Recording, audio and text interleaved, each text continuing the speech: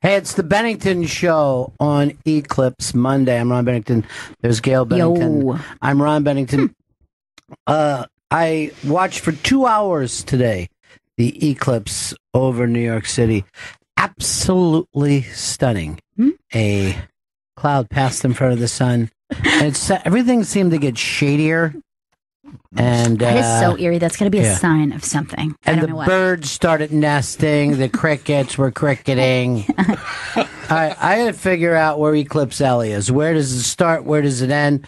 Are you in Eclipse Alley? They said for all this time that it was going to be like 500 Woodstocks.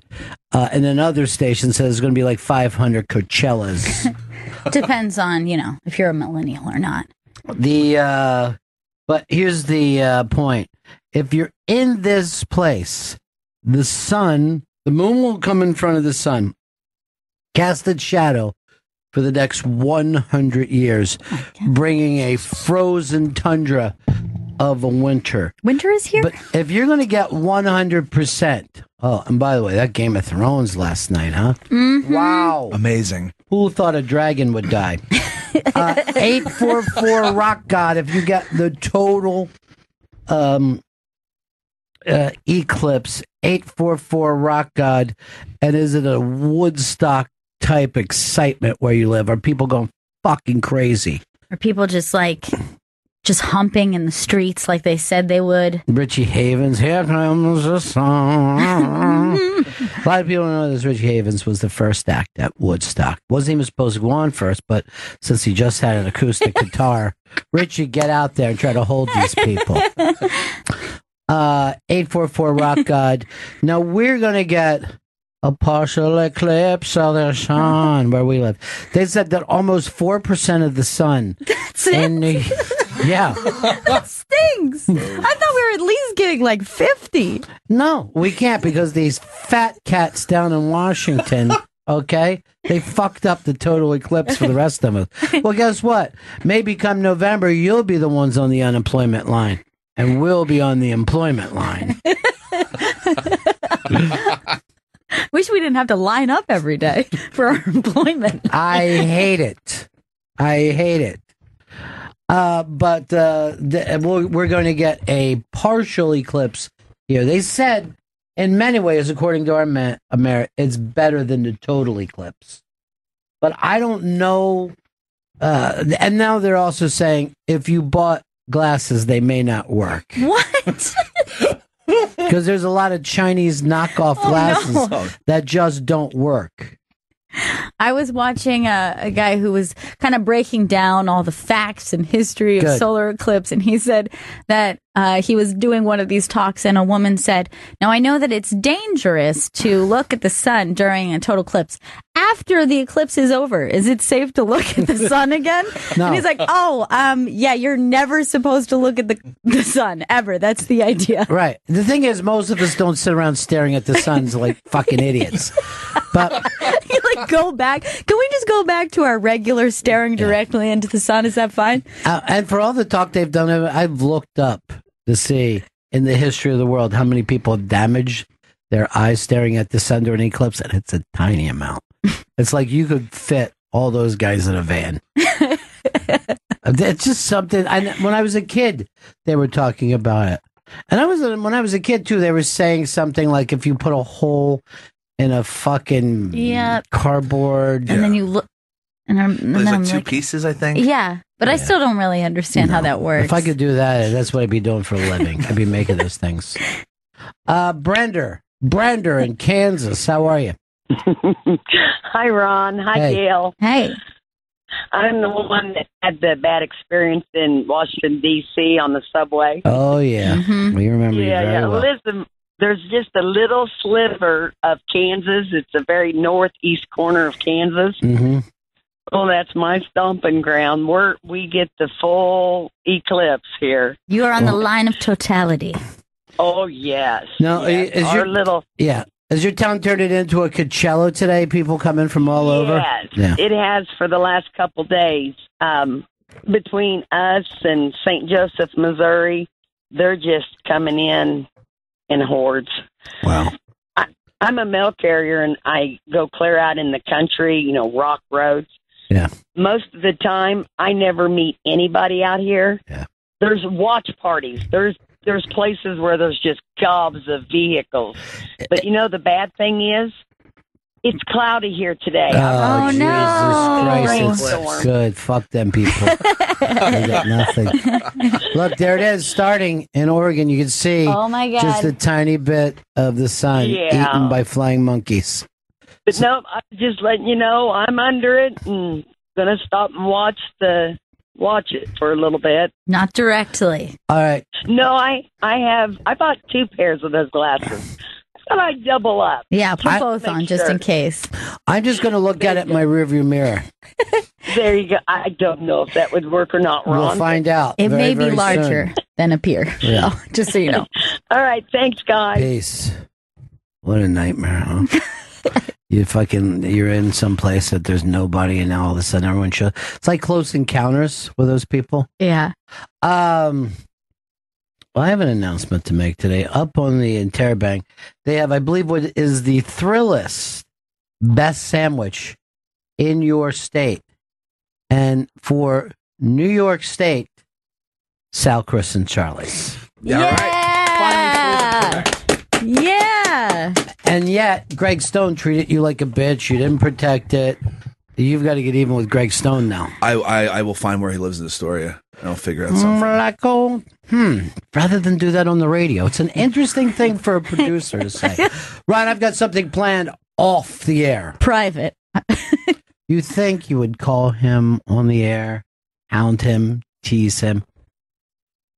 Our friend Julian, remember the other day, was heading to right there in the middle of it all. And where's that from in Oregon that Fox News has up? I can't see. Looks like Madagascar, Oregon. Madras? Yeah, it's Madras or something. But you can see just a small piece of it. Flying monkeys are eating the sun there. Julian, how are you, darling? I'm doing great, Ron. You are where? I am outside of Prairie City, Oregon, which is really east of all the clouds and everything. And I am staring at a gorgeous valley, no cloud in the sky. It's wonderful. And there's hundreds of people here. Is that right? And yeah. You guys are all together. You're smoking weed. You're dancing naked. Just a wonderful thing. Is it getting weird? Yep. No, it's wonderful. There's a lot of elderly people here. Yeah, the elderly people love science. They love science. I don't know what it is. Well, but this is great. It's been such a great experience. This place is gorgeous, Ronnie B. I'll send you a photo later. Yeah, send me a picture of that. And for what I understand from reading, at the peak of the eclipse, we get a blood red blizzard. A blood red blizzard happens. What does this mean? Total eclipse of the sun. But this has been great. I thank you guys for listening, but I'll report later. Yeah, call me back later. I definitely want to hear about it. Yeah, totally. Bye, sweetie. Text us pics or sext us pics. I like that. Whichever. Doug Benson said, opening with Soundgarden's Black Hole Sun. Nice. I really wanted to open with Eclipse by Pink Floyd, but the millennials said this is the better choice. I was like, who? Pink Floyd, they were a band of the 60s and 70s, and really the very early part of the 80s with The Wall. Mother, do you think the I said, well, let's see, maybe Harry Styles covered it, and then we can play that instead. I never heard of this Harry Styles. He sounds like he's got thick hair. It's all right. Somehow you guessed it. I thought Chris would be going crazy over South Chris and Charlie's Day. I thought that would have been the big thing. It feels amazing. It does. Fucking, they never mentioned the shitty bodega that Greg Stone got his garbage fucking sandwich from. Stop trying to fake it, dude. Stop trying to fucking perform for me. I know you don't care. And now I get it. Today, the Gail Meets Girls, is the team from Guys We Fucked With Our Vaginas. Yes. Their names. It was a very fun.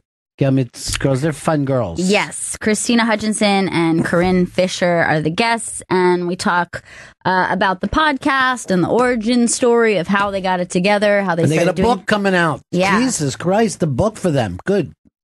Good, girls. You're doing well. They are doing well for themselves. And I was interested in some of that some of the guys they fucked will not go on the show. Mm-hmm. And I was thinking if I fucked a girl and she said, "Oh, I'm having a podcast and let's come on and talk about that fuck," I would not. There's only two reasons for a guy not to do the show: whiskey dick, right? Which can be funny if you talk about it, or micro dick, which I don't think any guy would be like, "Yeah, my small dick." Yeah, at least whiskey dick is temporary. Yeah. You're like, you caught me on a whiskey dick night, and you can say that and have a good laugh about it. I asked Chris Stanley's ex about him, and I go, "What's Chris like in bed?" And she said, "He's got a whiskey dick. He's got a vodka dick. He's got a lager dick. He's got a cider dick." Boy, a week from today, you're going to be in Paris, Texas. No, I didn't realize. Paris, France. I never heard of it. So they got a Paris over there, too. Oh, yeah. It's pretty great from what I hear. You're going to be eating fucking baguettes. Oh. I thought that's where we were going with it. Is this her first time? Yes, to Europe, yes. Yes, to Europe. Not first time on Earth. Not first time on a plane. She's a big girl.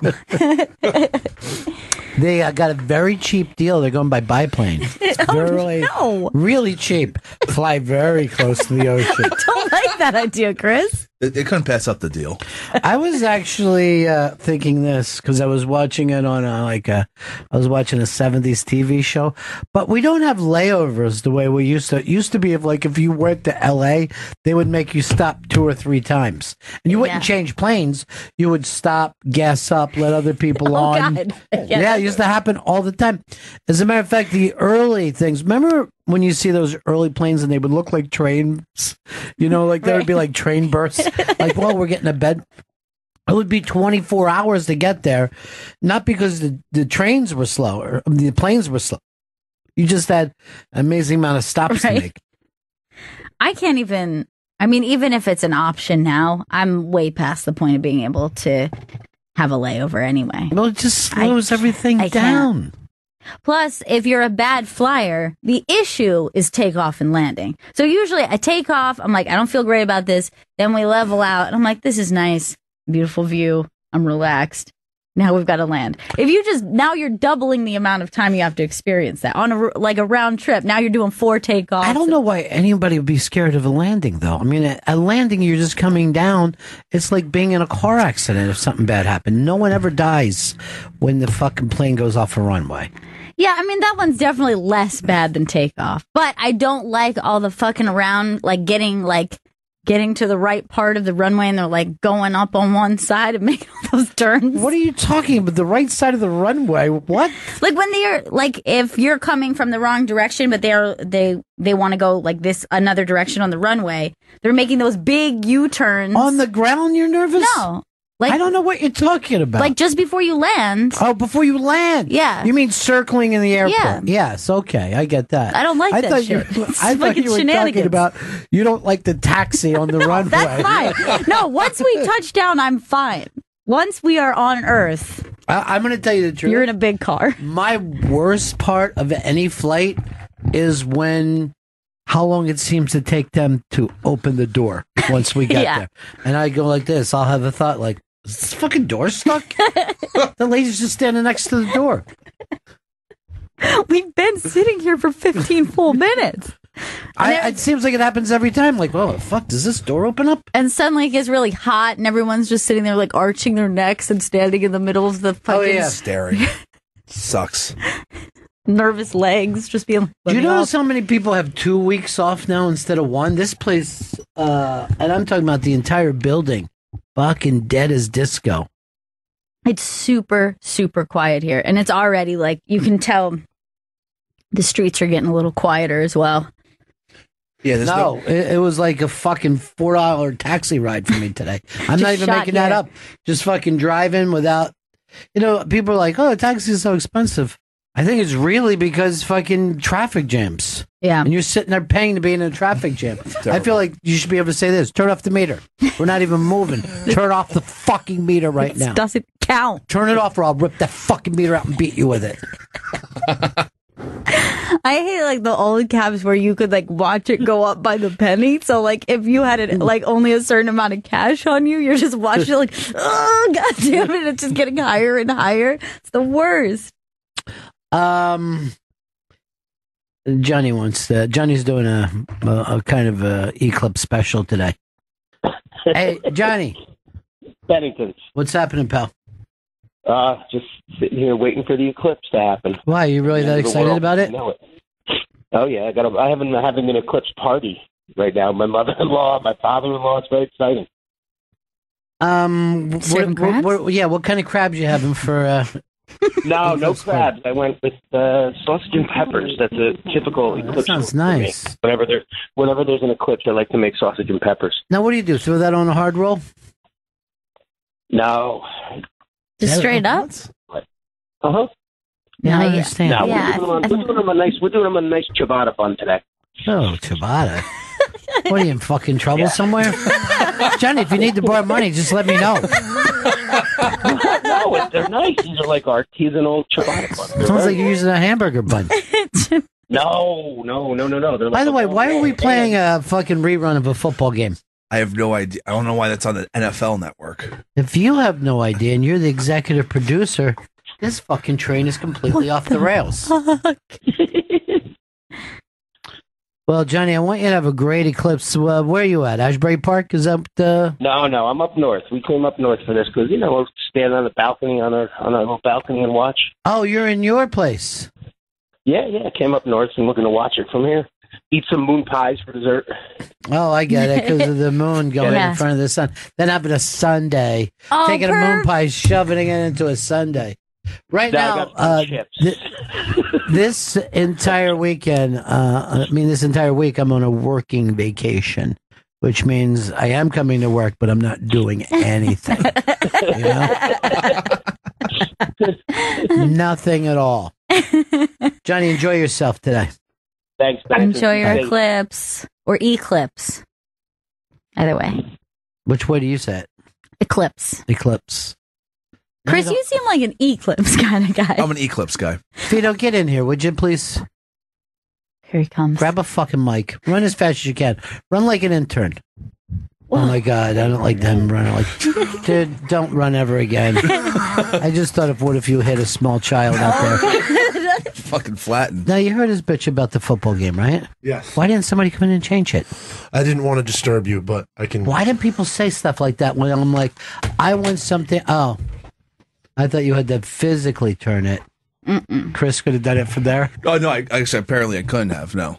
But you had the thing that you just threw. There's two controllers. I thought that was control of that television, but it turns on and off as a control He's not channel. making sense, is he? He's not making sense. You would have think 10 minutes ago, you would have said, fuck, this isn't the right changer. I don't want to watch old football games. It's not something I'm interested in. This game is from 1978. I know. Len Dawson lost. Oh, tonight, the president of the United States, Donald John Trump, is making an announcement, and they said he's going to ask for more troops in Afghanistan. We're going to finally win the war after 17 years. And they said that's one of the reasons that they wanted to get Bannon in there, because Bannon is against us country building or whatever. Yeah. And so they wanted to get him out, and now we can do our globalist stuff. Right. Like send more troops. Well, that's great. It's good to see that he's got a good plan going. Bannon was the big problem the entire time. All right, this is what... they weren't even that close. This is what Johnny is eating today. He sent a picture. Sun chips, sunflower seeds, moon pies, and Milky Way bars. Like a nice themed party. French fries, French dressing. John, what's up, buddy? Hey, guys. Just wanted to say, man, over the weekend I heard your Greg Giraldo Life in Comedy, and that just blew me away. It was really just stunningly good. Congratulations. Well, thank you very much. When Rich Voss came on there and started plugging his own bit during the tribute to someone else, it's just like, so great. That was kind of cringe-worthy, as the kids say. That was cringe-worthy. All right. Hey, a word of warning to the thick-tongued bastard Chris there, taking the chick to Paris. I mean, it's going to build some sort of expectation. So that is true. This is a serious trip for a serious relationship. Well, Gail and I also brought this up. Chris has never had a fight with her. And you don't want the first big fight to be on vacation. Yeah. If your first fight is on vacation, it feels like, well, the wheels are coming off. For some reason. Now, if you've been together for many years. And you have that fight. Yeah, weathered many storms. You're like, this fucking bullshit again. I'm going for a walk but you on the don't, beach. Yeah. I'll deal with you later. You don't want the trapped fight or think to yourself, I thought I knew her. But I found out I don't on vacation. This is who she really is. All that shit is made up, but that's why you don't want to have the first fight in Paris. Of course, Chris gets cucked out so bad that I'm sure he'll just take it in the ass. I did have that worry of, will there be a giant fight? Like, will they break up during the fucking vacation? No, yeah, you should. Yeah. That's a nerve-wracking thing. Plus, she's from Costa Rica. She could cut you. Yeah. You know? They will do that. Yeah. They carry box cutters and they slice at people. Now, I had a friend who just recently told me a story about a girl he had been dating for many months. First trip they ever went together. I believe he took her to Cuba. He said he had all this stuff planned. Everything was great. It was going to be a 7-day trip. And they broke up on day 2. Yeah, that happens all the time, man. And couldn't afford to switch the flights and whatever. So they just had to do all this like touristy stuff and see all this beautiful stuff and just be as really two strangers. sad. Yeah.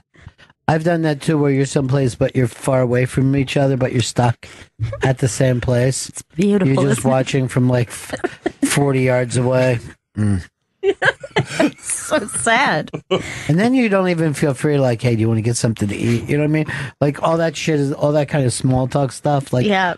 Maybe we should stop and, eat now, and then we'll eat later, too. Right. And I mean, I know we have plans to eat at 7, but let's grab a little something at 3. I know I'll be hungry again. You can't do that.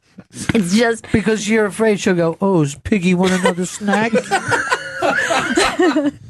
I had a giant blowout fight with my ex-girlfriend when we were in Budapest once. We'd been drinking for like 12 hours. Was it another whiskey dick argument? I don't believe it was a whiskey dick argument. It usually is. We got fucking trashed. It was like 6 a.m. because there's no last call there. So we're in the hotel room and we just have a fucking giant scream match to the point where I was screaming. What started it? I can't remember. It was just like, it was kind of like in a half a brownout situation. Yeah. But I just remember us screaming at each other for hours. Into the fucking when the sun comes up, and I'm screaming, I'm gonna fucking book a flight out of here right now, and you can keep the fucking hotel room. Fuck this shit. I was looking up fucking prices for flights, which were very expensive. Yeah. They should, they have that death thing, like the funeral price. They should have a breakup price. I agree. That would be kind. We will be flying back tomorrow and not in the same row. Put us 7 rows apart. But then, there's nothing worse than that empty threat of being like, I'll book a flight, and then looking down to see the price. I'll do it. $700 one way. It's worth it to me. Unless you want to say sorry right now. Say it. You should have done an easy practice vacation first, somewhere where you don't have to make all these plans and lunch and tourist arrangements. I agree. Well, he wasn't. He wasn't thinking about any of these things when he made it. He was caught up in a love moment. Yeah. It's like saying, why don't you use a condom? It's safe for sex. Stupid. Yeah. Disgusting. No one ever goes into love thinking logically. Never. That's when people go, do you have a prenup? You're like, why would I? I'm in love for the rest of my life. Anybody who has a prenup is like a terrible person. Yeah, I would be pretty weirded out for it to come up. And by the way, you want to sign this prenup? What? The only way that it works is like, hey, my lawyers at my corporation that I own are telling me that I have to do this. It'll fuck up something. And then you're like, oh, I understand. So I get $30 if we get fucking divorced. You get everything? Basically, yeah. No. You're going to get $35. You get the 30 up front, and then after 2 years, if there's no more problems, you get another $5. Who's the guy on Big Brother, Josh? Yeah, the Cuban? Yeah, I guess look, I don't see fucking race the way you do, dude. The leather pots and pans guy.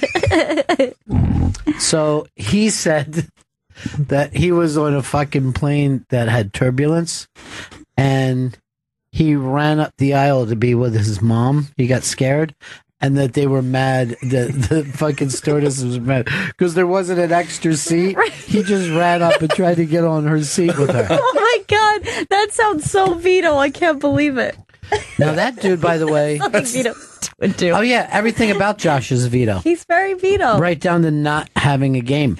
But he seems in much better shape than a lot of the other people in that house. Yeah, I mean, he picked the right people to align with, and like Christmas crying about how much she loves Josh yesterday shows that he picked the right people. Like, she's not going to turn on him, but Paul will turn on everybody. Like, Paul has no strong bond. Paul, and I listened to Big Brothers. It's up on the iBank today. First of all, and do you notice this? You send it out. You go out of your way to go, hey guys, the new Big Brother's out. I'm the only one who listens. I listen. All your friends, you guys never respond and give like, hey, here's what I like, here's what I don't like. I always do. All right, so, and I know you didn't listen to this, Gail. I did. I did listen. Vito has been really coming up with some smart fucking strategy stuff. And I forgot that they didn't do that stupid "we're the fucking get down posse" this year. Which, the only thing I disagree is I always think that was the producers trying to get a hashtag going. Nothing else. Last year really felt like that when like they had the teams that they had to come up with names. And they said like they made us sit there for an hour and a half and come up with creative names. Because they just want to get a hashtag going. We're freaks, baby. Who was the first that did this? Who was the first people who said we're going to name our posse? Well, Chilltown, right? Because that's season 2. I think Chilltown was the first. No, that wasn't even a hashtag Chilltown. Right. They were just calling themselves Chilltown. Wow, that's like great. A hilarious name for a team. Like, of all the names to come up with, it sounds like people who aren't interested in playing a game at all. They're just a town of chill people. And then when they came back for All-Stars, they were just bringing people into Chilltown. You're an honorary member of Chilltown, dude. Good. Chicken Man? The Chicken Man. Season 14, they were like, Boogie was just like, Frank, you're in Chilltown now. Do you ever like fucking think you're going out, you go over to your buddy's house and you get there and he's like, either not wearing a shirt, he's got a robe on. He's like, let's just chill tonight. You're like, what are you talking about, man? Man, let's just chill. We got some fucking weed. I got some great music. You're like, really? We're chilling? Not the night I thought about it all. Because another word for chill could be just dulling. Yeah. Like, we're going to dull. We're not going to meet anybody tonight. Yeah. Nobody's dancing or having fun. You know, just spend some real quality time together. Could have done this at any hour of the day. Dude, I just fucking saw Stripes was coming on in another fucking hour. Like, you know how many times we've seen Stripes? I like the idea, too. You open the door and he's just in a robe. Like, he's already made the decision. It's already happened in his mind. Well, you're like, do you want to fucking, let's at least invite some people over here. That doesn't sound so chill to me. It's me and you. Chilling the fuck out, man. This is great. Is it? You've taken this chill thing further than I ever thought we would. I hate Chilltown. Man, when they did that shit, I always remember Chicken George. Is that what his name was? Yeah. Chicken George. And then he's like in the diary room going like, well, who would think it? I'm an honorary member of Chilltown. That's a great impression. You wouldn't expect it, but guess who's in Chilltown? Me, Chicken George. Like, I fucking hate you, Chicken George. Chicken George. He had a wife that looked just like him. I think her name was Chicken Eileen. So he was first fucking season, right?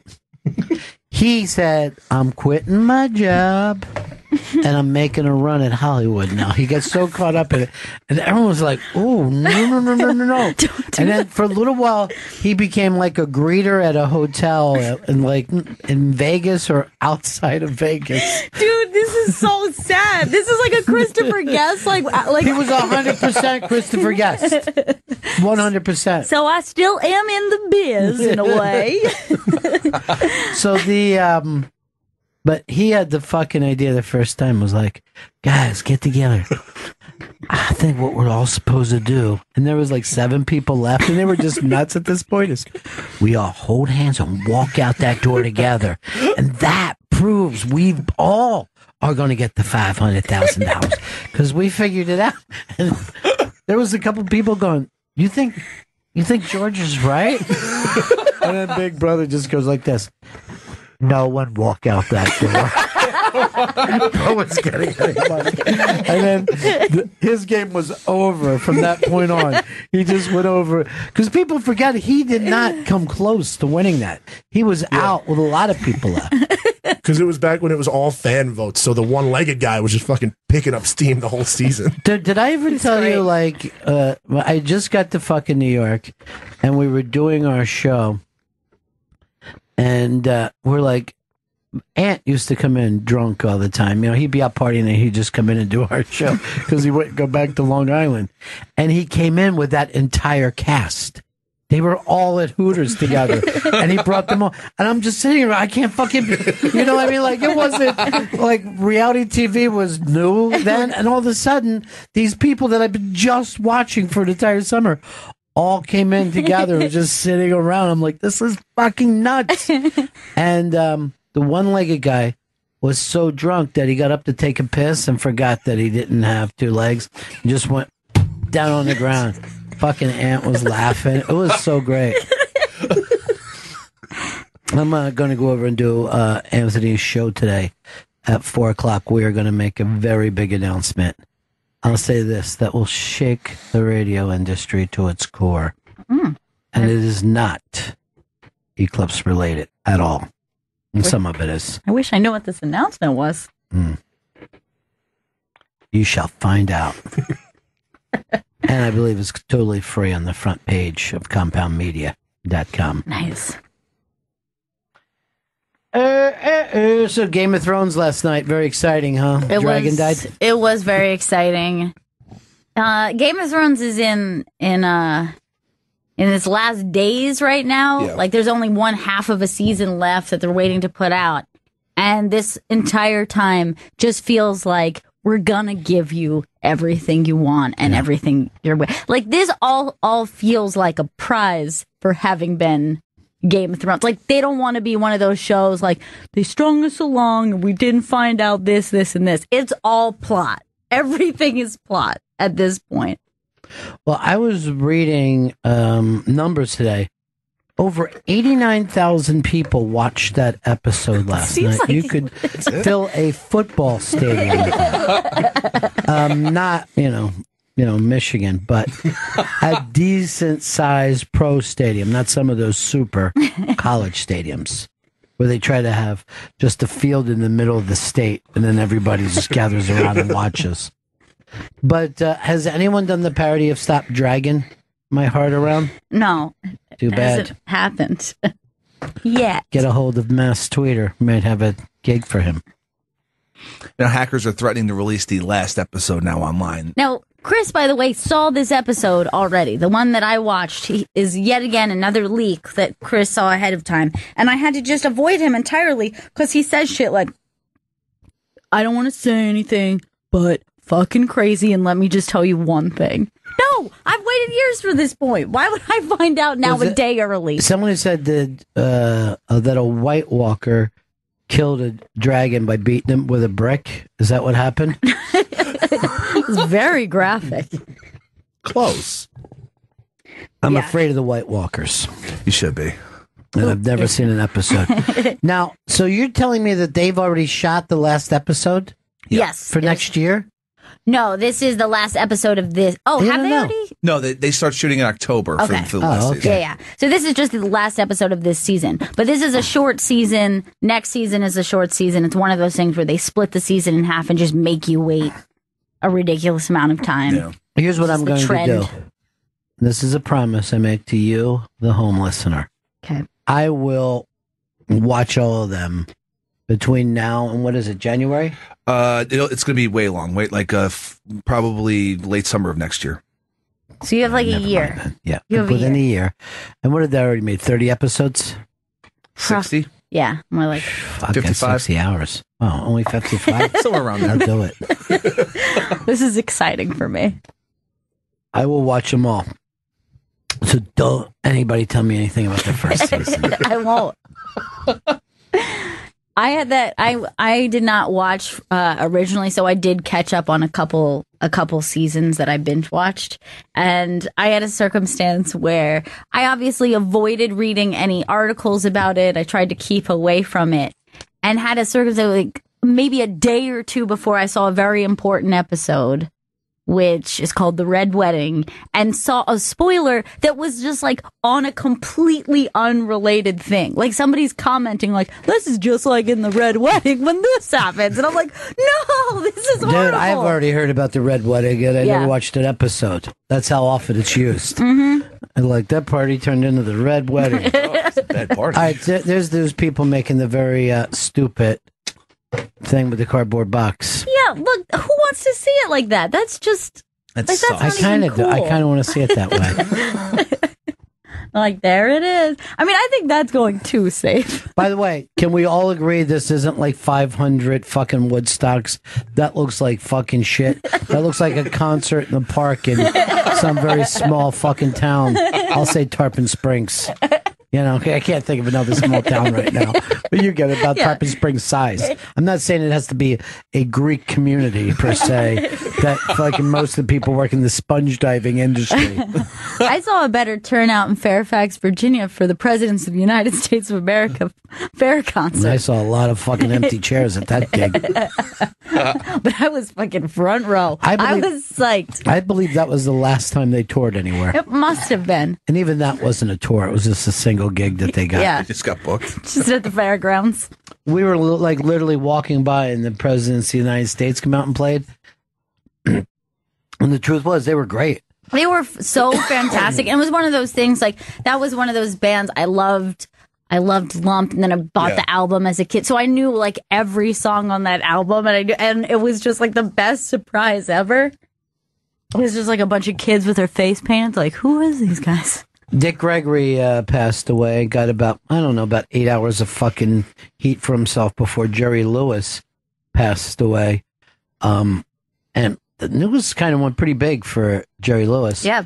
But the best thing, I'm watching MSNBC yesterday, and they go, this is Jeffrey Gurian, and he is a joke writer and was a close friend of Jerry Lewis. Close friend. And I just imagine the entire Lewis family, including Gary Lewis and the Playboys. Oh, my God. Saying, what the fuck? Who? Oh, my God, that's amazing. Yeah. And Jeffrey, he does this when fucking people die. I've seen him do it before when he gets on TV. He brings pictures right off of his wall. If you go, there he is showing him. Look at Jeffrey's chest in those days. Oh, amazing. Fucking hairy. My Fucking God. still a wife beater. And the guy said to him, we only have a couple seconds. Didn't slow Jeffrey down at all. Now go down to the next one. Holy shit. So there they are. Again, the chest is open. This is incredible. I had no idea. Jeffrey looks like William H. Macy of Boogie Nights. He's fucking awesome. That's a straight porn star look.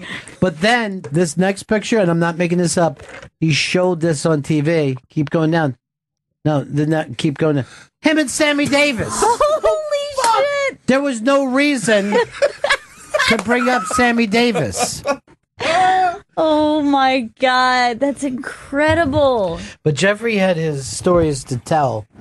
And like the guy would ask a question like, where do you think his inspiration came from. And Jeffrey would just go, no one knows where inspiration comes from. Now here I am with, and he said to me, he said, Jeffrey, you're a wonderful joke writer. Thank you. Would you like to go and get some lunch? And here I am having lunch with him. It's always a salute to Jeffrey. So good. He's so He's good. the fucking best. No one's better than Jeffrey. That is so funny. I can't believe it. It was amazing. It was amazing TV. I'm at my house, and I felt like I was in a boat watching What About Bob on Good Morning America. I was like, go for it, Jeffrey! Yeah! I mean, it's just so funny to see somebody you know fucking taking a news show, a national news show, off the rails. That's when Jerry looked at me and said, you have got it. And then, he will find a way to get to his stories no matter what is asked. But yeah, he does have a porn look. Yeah. I can't believe how much he looks like William H. Macy. It's hilarious. It's such a great look with that shirt open, like chest hair just going. Holy shit. The glasses? He was the party dentist back then, as it was, you know? Yeah.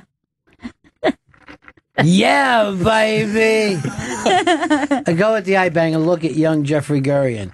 So fucking great. God, what an amazing look. It's like the best going. It really is. There's no one on earth like Jeffrey Gurian. He has a smile like he's making a noise. Ric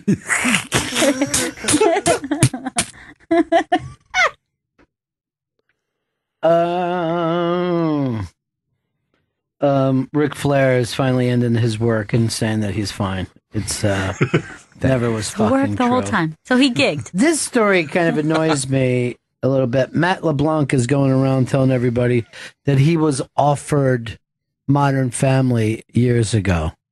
Like 9 years ago, he was supposed to be married to the hot blonde mom.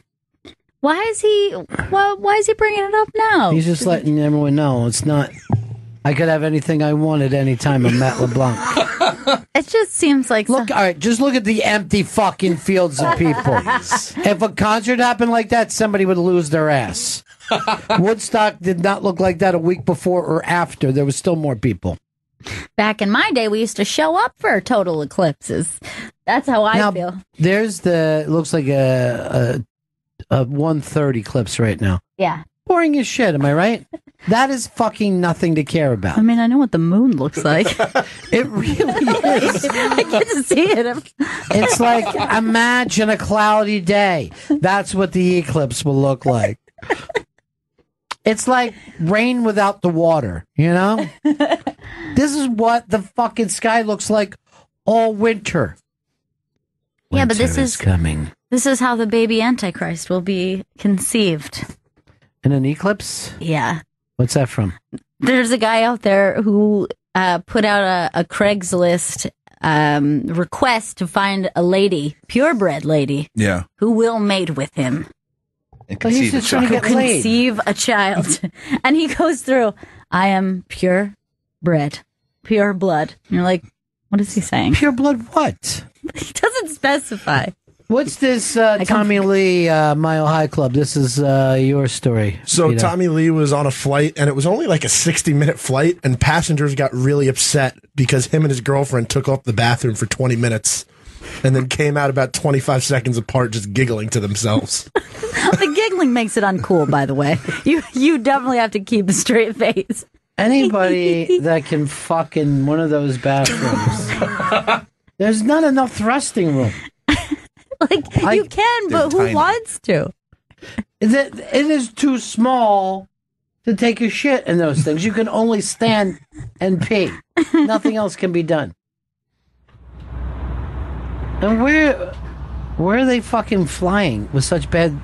Are they in the back of the plane? No, they were in first class. Okay, so that's the front of the plane. Well, where's the fucking cockpit? Yeah, there's just the bathroom there. That looks like they're just next to a hotel. Yeah, where is this on the plane? She looks very fucking 80s. You know what I mean? That was like an 80s look. I don't get this ordeal at all, Vito. He was just getting it in on that plane, just having a good time. Guess what? He's a 50-some-year-old man who's been fucking famous for 30 years. Still living the dream, huh, dude? Still getting your dick wet, huh? I just don't see the point. If you're that famous at this point, you can just go have sex anywhere. And he's definitely had sex on a plane before. Like, there's no reason to take this risk. What risk? What's he going to do? You could get arrested for that. You could get air marshaled up. You are such a little Catholic boy, worried about being arrested. I don't want to enjoy fucking life, Vito. This is why you don't date, and why you're wearing a Bon Jovi fucking. I sweat a lot. He's still rocking the sweat head. as much as you say because of the headband. It really calmed the sweating down. Bullshit. I think he had a look, and that's what he wanted to do. You know, this is what makes Big Brothers look nerdy, right? Your show. This is my homage to Dr. Will. And then I understand you also, from listening to that show, you got your feelings hurt because someone tweeted you something mean. Somebody tweeted something mean at me, so I yelled at them at the show. It was because you said Kevin was playing a good game. Yeah, I said Kevin was playing a good game, and at Buzzard Toombs tweeted at me, and I yelled at him on the podcast. Stand up for yourself. I stand up against my critics. Tweet at Big Brothers Pod. All right, a lot of people are tweeting out their full moon pictures today, which is just their ass out. But up on the iBank, Chris has put this up. An Instagram ass model shows off the secrets to ass photography. So this Australian, she's like a fitness and like ass model on Instagram, and she put a before and after as to like how her ass usually is, and then how it comes out. It's coming up now. Let me see how it usually is. Give me the relaxed ass shot first. I mean, does she have a best side? That I don't know. I just saw this before and after with her ass on it. So these are techniques that you can do to make yourself look like you're now, will an your Instagram ass look better butt. in real life, or would it only look better if you're taking pictures? It's probably pictures because like it's the same thing. Like there are certain angles girls can hit with the selfie. Where you're like, okay, like if you're doing a low shot, no one looks good from down this direction, like pointing up. I have only taken those pictures. I didn't know that there was other angles to do. That angle that when you open your camera and it's flipped around and you have to see yourself like this, and you're like, oh God, what was that? That was me. All right, so this is. I'm gonna cover up the after picture. Eclipse it. Picture. Just do it nice and slow. And then just give us a reveal. All right, there's her ass that looks fine to me. Yeah. That looks terrific. Yeah, now she's saying that's not a good thing. She's like, look at this garbage butt that I normally have. No, that's the after. That's the after pic. Why would you show the after pic? I thought you asked to see the after pic. No, I said the ass pic. All right, so this is the before pic. Where there's like dimples. I see. All right, so she's pushing her butt out. She's pushing her butt out. And like clenching and like. No, that looks more clenched to me. Yeah. The first picture looks clenched. See, if you look at her, like her stomach, so she's kind of like pushing out here, and then in the after shot, she's pushing up instead of like. So she's lifting. She's doing an ass version of sucking your gut in. Right, right.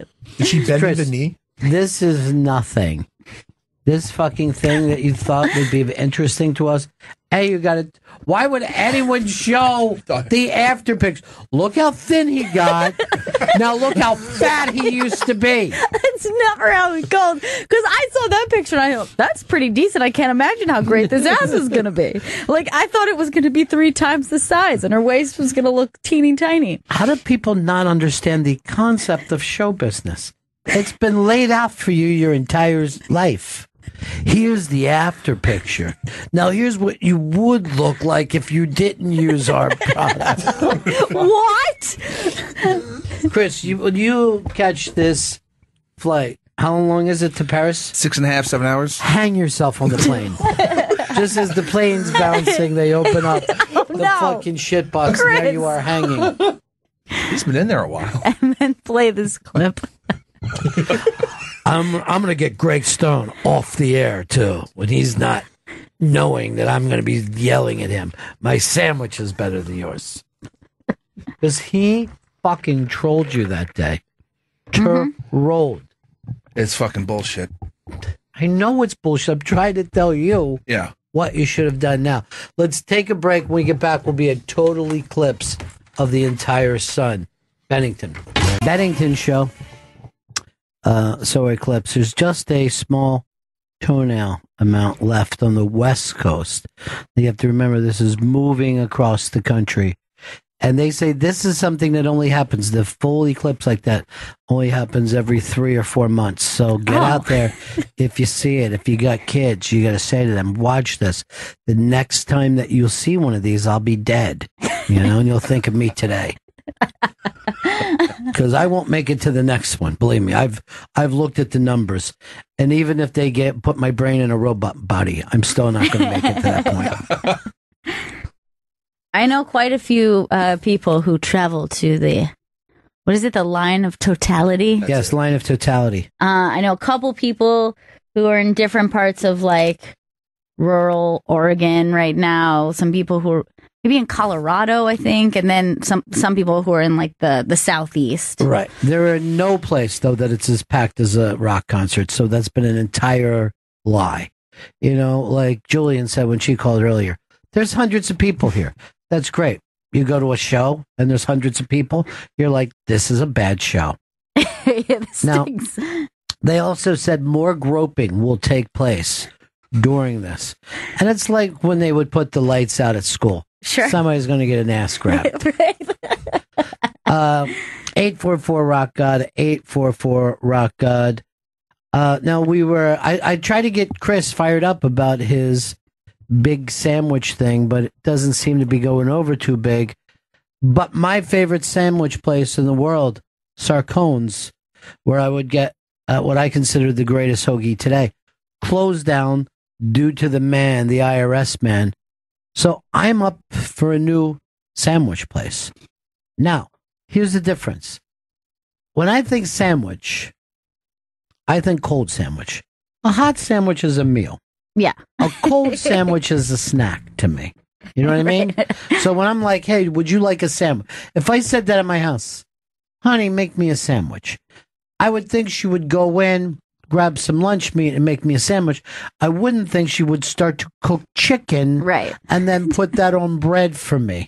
Give me a couple hours, I'm roasting a turkey. Yeah. Like Jen, let's try to guess without even knowing what you think Jen's favorite sandwich is. Okay. My guess for Jen, considering I know that she is a pescatarian, I'm going to say she has like a favorite lobster roll place. That's my guess. But how often do you go for lobster roll? You cannot do it often because it's expensive. Yes, this is expensive and it's also rich. I'm going to guess there's some kind of veggie sub that she likes. Like, get me a veggie sub. Chris? I'm going to say, back when she used to eat meat, a Cuban sandwich was her favorite sandwich. She doesn't eat meat. This is her now. I'm not going to go back to when she was 7. Fried shrimp po' boy. All right, I guess she goes to New Orleans for that. What is your favorite sandwich, Jen? Actually, it is a po' boy. When I was in Florida, when I lived in Florida, we used to go to like this Cajun place. But honey, you haven't lived in Florida in a long time, almost a year. Yeah, but it was my favorite. But you can't have a favorite sandwich that you don't get to. All right, let's think of Vito. Let's all just agree it's a meatball sandwich. Look at this meatball over here. Meatballs for you, Vito. What is it, Vito? What's your favorite sandwich? I love just a classic Italian sandwich. What's a classic Italian? What does that mean? Well, I usually just go in and ask for literally a classic Italian, and they just throw on like 4 different kinds of meat. Is he trying to say a sub or a hero? Yeah, in New York, oftentimes it says classic Italian, but we know it as a hoagie. No, I would not call these New York things hoagies. They fucking blow. I call them, if anything, blogies. But what he's talking about, you're saying a ham and cheese. Like salami, prosciutto, a nice little American cheese, some lettuce, American tomato. cheese, if you're going so fucking strong in one direction. All right, let's get you away. And What interns do we have? We have both? Yes. All right, let's go with Justin first. Now, you have to remember he's from northern Quebec. And my guess is going to be... all right, I'm just going to say it. It's a fox sandwich. Some sort of smoked salmon, I'm guessing. You're going to go smoked salmon? We love the chicken club up north. Yeah, but would you let us all guess first? My bad. Why? Rusty. Bear Rusty? What are you talking about? You're rusty. I'm rusty from the weekend, dude. What happened to you over the weekend that you got so rusty? So rusted up. I went to go visit Liza. She says hi, by the way. Aw, I love Liza. Did you guys have the sex? Sex. Yes. Good for you. You deserve it. Was she unbelievable? She's just unbelievable in bed. Yes, I'll say that just for fear of what might happen if I say no. Why would you fear? Oh my God. She's Russian. All right, I'm going to give you a question. This wasn't a trivia question that happened to me, and I was so excited to get this because the question was, which Canadian province gets its name from the Cree Native American words meaning Straits of the Great Spirit? I think that's Manitoba. You are correct, my friend. Yeah. Congratulations. Manitoba. I got it wrong by quickly writing in Quebec. That's what I would have guessed. Well, I know that Quebec is like French, but then I'm like, but No, it's Cree actually. it is? Yeah, and it means get out. Oh, that's awesome. Great. That's really cool name. So now, you know that I can always go to him for Cree things. All your Cree related needs. And And you're you like a have so chicken many. club. Yeah. We love a chicken club and poutine. Like that's probably the leading cause of diabetes. With Now, us. what is a chicken club? Is a turkey club, but with chicken? Yeah, basically, yeah. You don't have enough turkey up there to make it properly? No, I guess not. And then does that mean you use Canadian bacon? No, actually, I've rarely ever seen Canadian bacon in Canada. It's weird. You What? really have to go out of your way to order it. Oh my God, I've been living a lie. I thought for sure that was common. Well, maybe in Ontario, but in Quebec, it's not so big. Like, I think maybe it's more of an out west type thing. Like, I don't know. prairie. It's Jersey, really, because when they talk about the pork roll, yeah, it's similar. really Canadian bacon on there. Yeah. I don't like to say anything because it hurts their feelings. All right, let's go to our young man that's leaving us this week.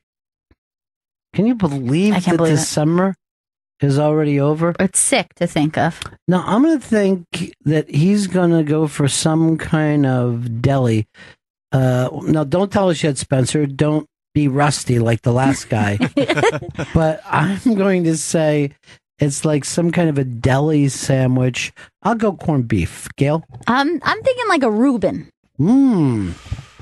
I say a grilled cheese is his favorite type of sandwich. Now, you know he lives on Long Island. There's a lot of great sandwiches there, a lot of Italian delis, a lot of Jewish delis. What is your favorite?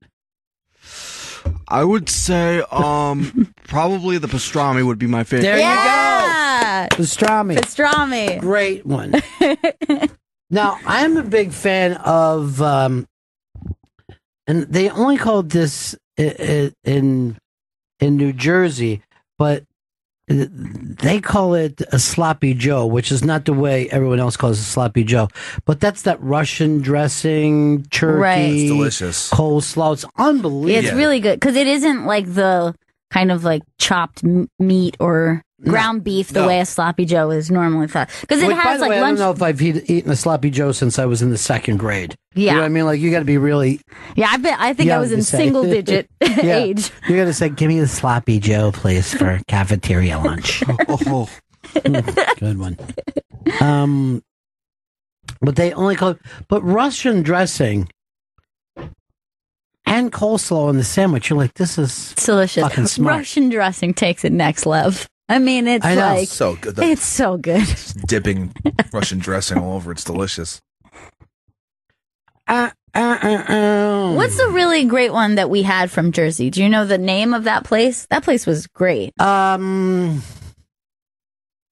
think it's the Melbourne Deli or something like that. So good. Yeah. It's Milburn Deli. Why would he say it now after He said Milford Deli. Yeah, I really, when I look at this, I'm thinking a sandwich, to be really called a sandwich, is never hot. I feel like my favorite sandwiches are hot, though. I understand, but that's different. I get it. I'm not saying there's a single thing wrong with what. What's your favorite sandwich? Cheesesteak? Cheesesteak is probably my favorite sandwich, with a very close second, like a pulled pork, a classic Southern barbecue pulled but pork. there's something about, look at this. Oh my and that's God. West Coast. Just a sliver. Just a sliver. A fingernail. But why can't they show it the real way? Why do we have to have it under this? You know what I'm saying? Because look at those people. They're not in the dark. Okay? That does not look like nighttime where they are. There's fucking shadows on those folks. I thought that they would be in like their true darkness almost. I went through this when I was a child. I was so disappointed.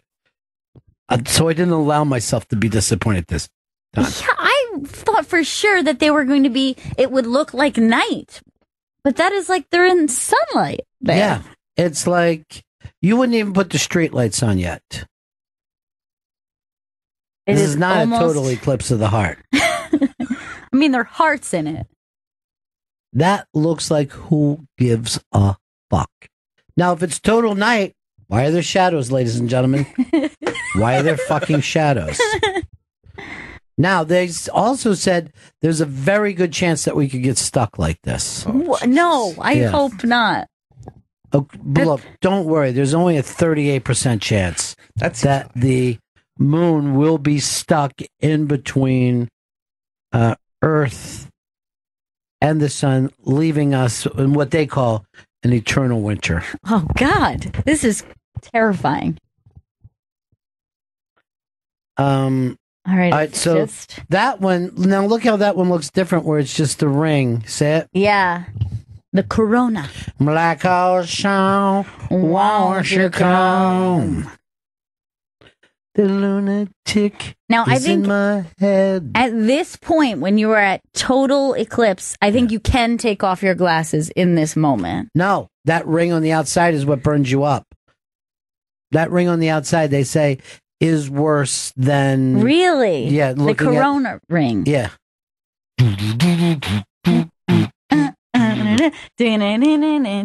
My corona. All right, they now said that the space station is trying to get in between the moon and the other sun, so they don't have any part of this at all. It'll just look like a regular day to them. Man, that's so weird. All that like the red line around the side. That's really eerie. Red line. Dude, that is so weird looking. But then you're right. I thought it was going to be dimmer looking on the people. Dude, I went through it. I know this is a fucking disappointment. That's why you didn't see me rushing off to go somewhere. And they're not, nope. Nobody is nesting. No crickets are out. It's a lie.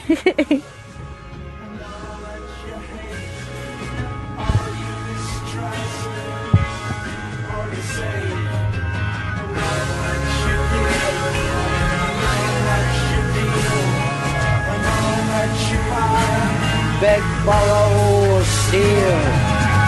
Manipulate, and all you destroy.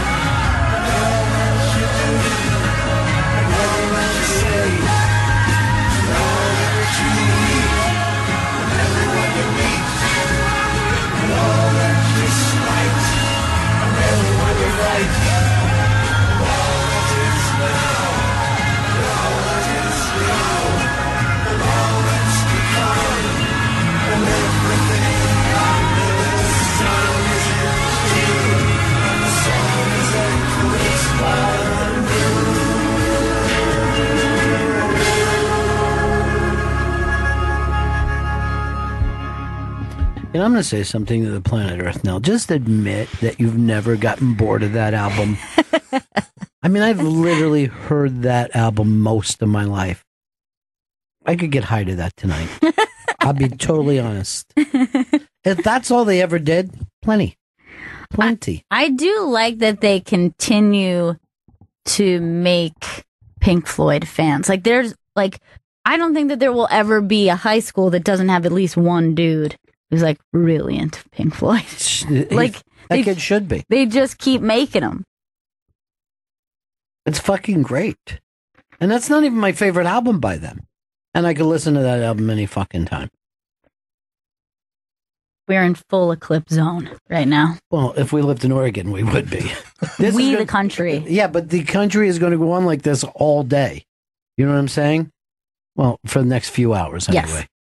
So there'll always be this picture somewhere in the United States. And I think the total, it's already coming out the other way. Yes. So we're no longer, see how that's moving? Yes. We're no longer in that area at full eclipse. And now look to the left. It's plenty of sun. That's not fucking nighttime. You couldn't play hide and seek out there in the total eclipse. Everyone would be like, you're right there next to the bush. Right there on Fox News, they have the shot that it's like they call the diamond ring effect when it comes along the other end. Yeah. And the light is so bright, but then you still have the tiny ring on the sides. Fox News also said that you can blame most of this on Obama administration, and Trump is turning it around. It's like this is leftover from the last administration. We promise this won't happen again. This guy from MSNBC has been the on-the-road nerd for a while. He was in a lot of stuff. He was out everywhere, like near Trump, just asking, like, he would never talk to Trump, but just people out there and asking them weird questions. Like, what are you hoping for the future? What do you hope to accomplish by coming here today? What do you think of my hair? Is it still hip? Kind of weird? Kind of funky? It's odd the way that I'm a nerd, but I'm still kind of fuckable when you think about it. Like smart fuckable.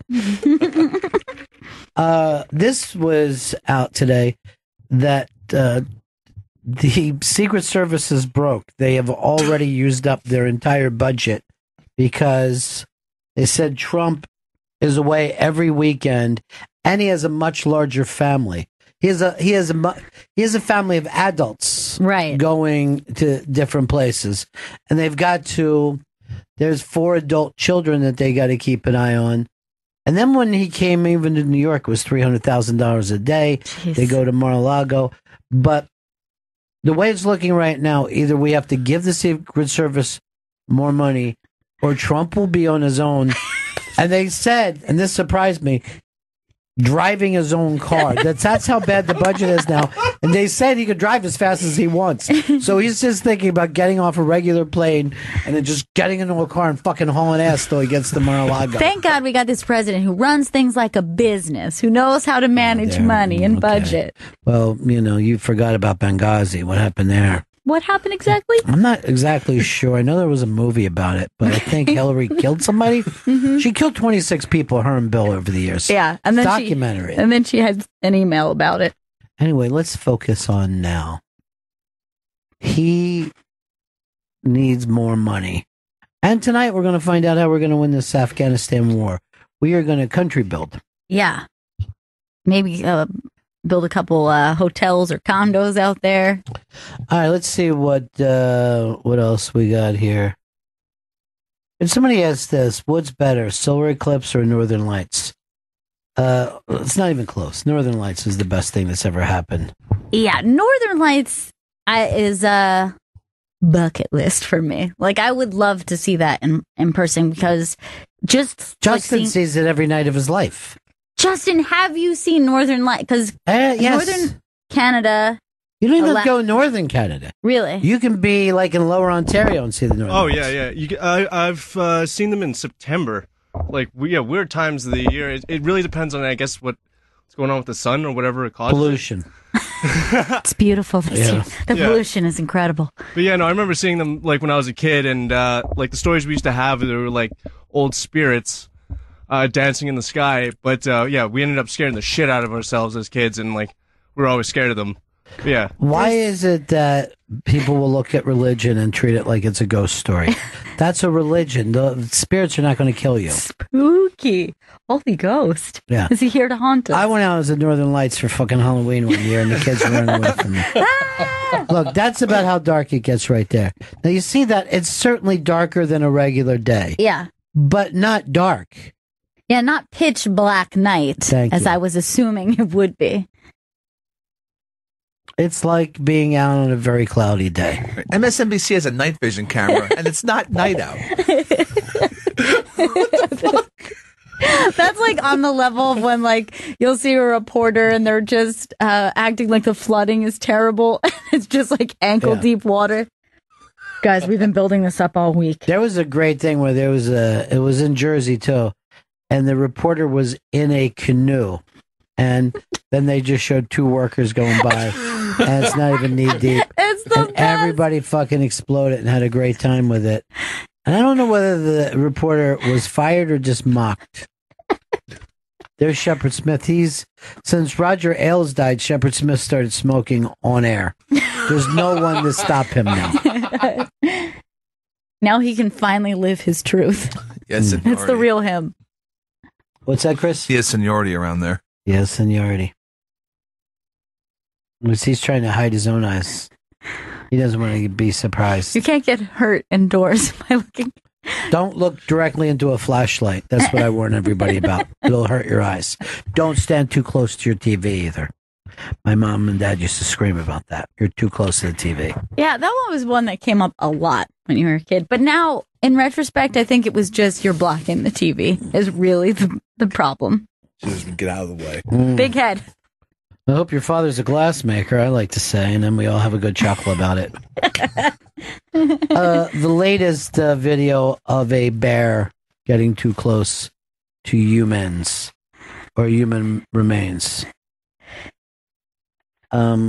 This time, the bear goes up while the family's in the backyard and starts to try to take their steaks off a grill. And I was more worried that the bear was going to get burnt.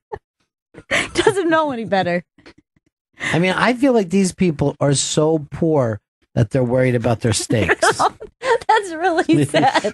We worked so hard for That's these our steaks. only food for the week. That meat was meant to last. It's unbearable with the Wi-Fi in here.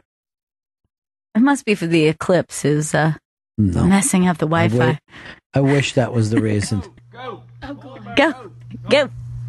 Why? It got something on its ear. Go. Listen, if it comes running, Josh, get up here. I'm getting up here. Let the food burn. Go. Run! Call the police. Call the police. Yeah, come on, Dad. Go. Dad, come on. It can jump over there, guys. He could jump over there. It'll go. Go. I'm gonna get my gun. Go. God, come on, Get go. in the house, Mom. Get in the house. Get your drink. Get your stuff. Go. Get out of it. You'll get hot. Yeah. Where do you think this is? Like Tennessee or something? Yeah. It's, he's going right for the... Get out there. Get. He's going right on the grill. He does not give a fuck about any of the sounds they're making. I think he just licked the grill. Josh, come here. Get out there. Josh, quit. He's eating dogs right off the Get grill. out there. They're throwing seed at him? No, water. Josh, quit. Seed. Go. Look like seeds they're throwing at him. Those are droplets, Chris. Get out there. Do not embarrass that us when you bird get to Paris. We drink seed. I mean, glass is a seed? Seed is, semen. seed is the natural enemy of the bear. Throw it at him and get him away Maybe from some our plants will steaks. grow on him. They hate seed. You gonna get more seed?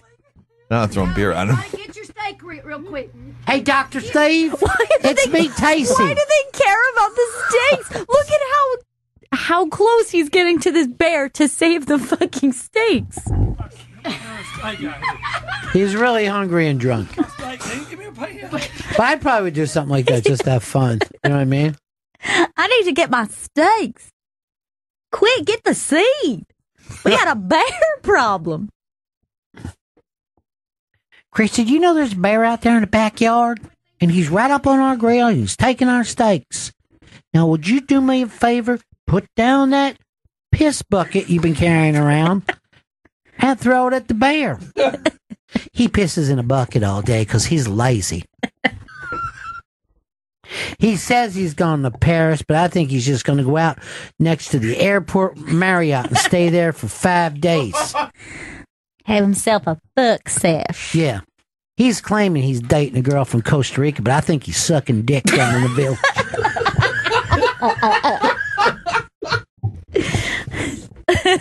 Both his mama and daddy died, so he's got that place all to himself. Believe me, he's put some money away. Because they always act like somebody has money and they're cheap with it. They never they're never happy for anyone. Once his grandma died, he had nothing but money. Secret money and secret gay. You're like, why are you worried about his money and his sexuality? You know he got a pot of money he's just sitting on. Mm-mm. Meanwhile, look at the way his children are dressed. Children's dressed like a goddamn gypsy hobo. They got them torn up dungarees. Everywhere he goes like this. I got the Confederate flag, but it doesn't mean hate. It means NASCAR. Is that true? Then why are you always calling people the N-word? That's our Chris, I guess. Chris is about as racist can be. In the meantime, he's down there with some girl from Costa Rica doing butt sex till 4 o'clock in the morning. That is disgusting and not Christian. He claims he's bowling, but I know he's keeping 2 6-packs in a bowling bag. He sits behind that bowling alley every night smoking meth. And you know his favorite movie's Brokeback Mountain. Don't tell me that's no coincidence. Well, you're climbing a mountain if you want to fuck that son of a bitch.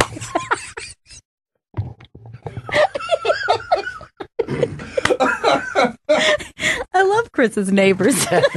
Chris's neighbors just peeking over. Talk a lot of shit about look me. who's out there again, Chris Stanley. I saw him last night. He was pissing in a mailbox, singing "Black Hole Sun."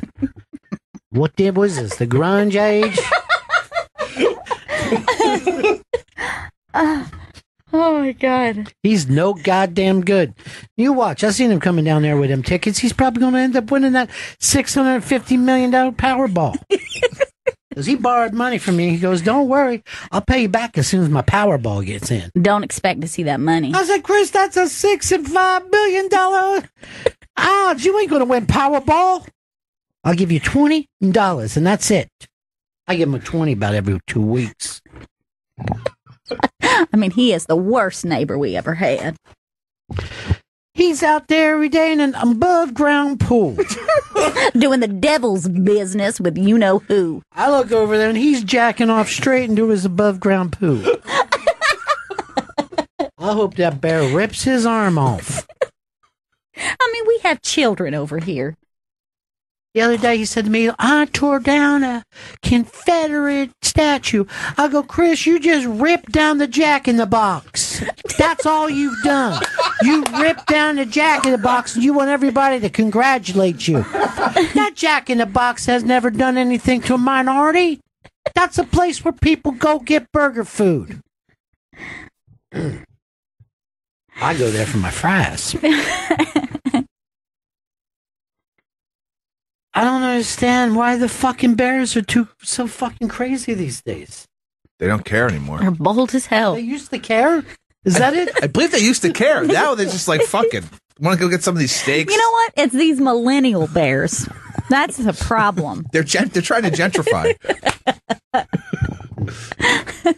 Gentrify just means clean it up. That's all. If they would have had some spick and span, they could have gentrified that area a long time ago. Now, I'm going to sit down and watch a football program, so I don't want anybody to disturb me for the next 2 hours. I like to get off my feet. I've been on my feet all day. They always act like there's something, like their feet need to sit for a while. Like feet weren't meant for being... You got to take a load off. I'm going to get a bucket of ice, put my feet in it, take 2 Oxycontins, and spend the next 11 hours just drifting. You deserve it up on them pins all day. I'll tell you what, Chris Stanley's going to give me a stroke. I'll tell you what. You ought to start a stroke store. You want a stroke? Go in and see Chris for 5 minutes. My head is throbbing. Don't get me wrong. I love him. I love him like there's no tomorrow. But I can't wait till he goes to Paris. Bother those people over there for a while. Every day, Chris comes up to me. Is this a skin tag? I don't know, Chris. I have no idea whether that's a skin tag or not. Stop bothering your neighbors with that. That's not a skin tag. That's a goddamn piece of cupcake. If you eat right, you never have to worry about skin tags. Chew with your mouth closed, Christopher. He's always like, excuse me, is this another skin tag? I don't know. I'm running the register for the next 2 hours. They're always running the register. That fucking kid who used to be our intern, he acts like he's never fucking seen us before. I know. I wrote fucking letters for that cockfuck. I know.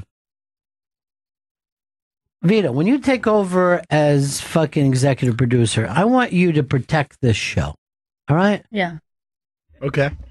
Now, do you want me to like protect it in a way of just prevent that from happening, or if I'd he just ever be does, like, hey, how the fuck dare you? I would love to do that. Good. You have full fucking thing. Chris, you are specialty. What are your specialty producer?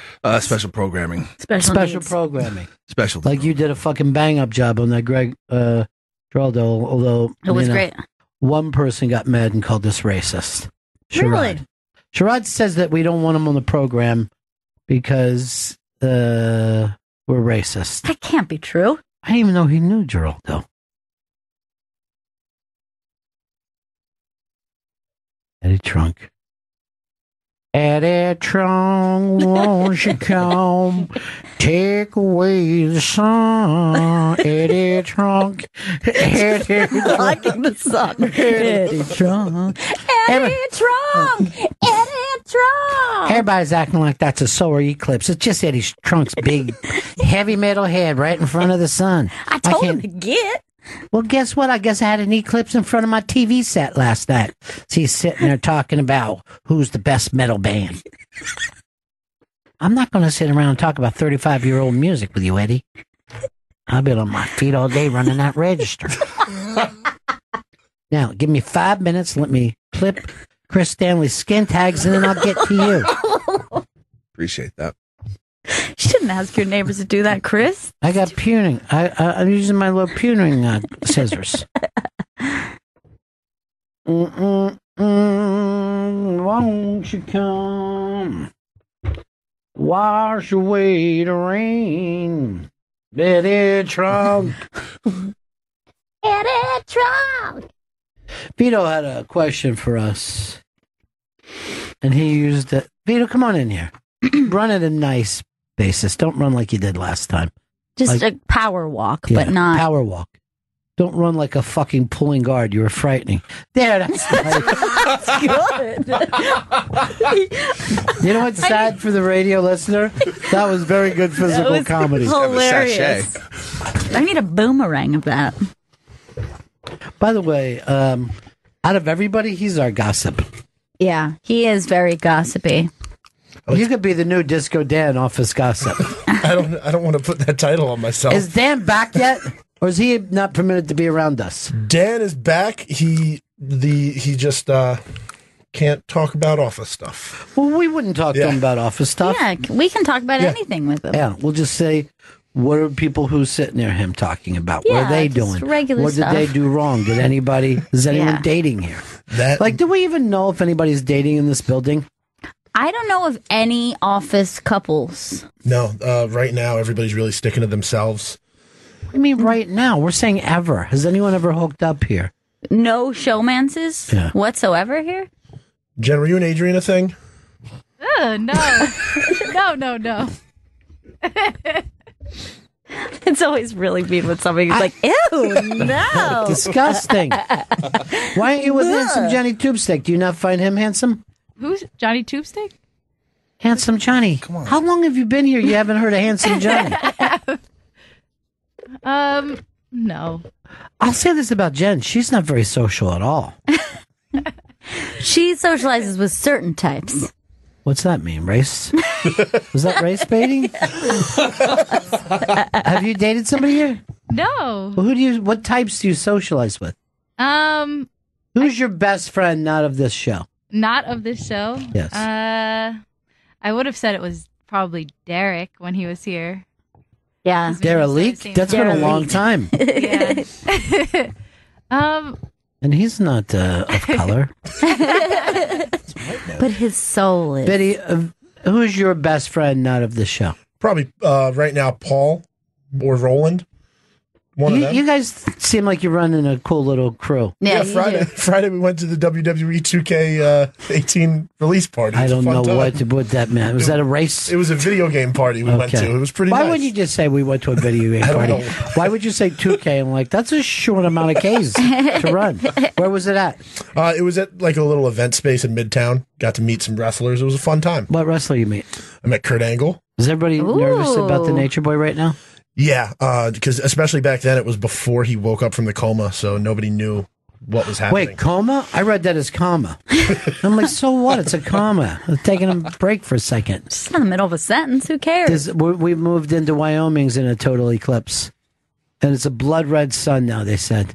Oh, my blood God. fucking red. In Casper, Wyoming. This is weird. The news is that the eclipse is not stopping on the West Coast the way it was supposed to. Oh, my God. It's still holding. The moon is just hovering there. And someone said it felt like a billion souls screamed out in the night. Oh, no. All right, so what other...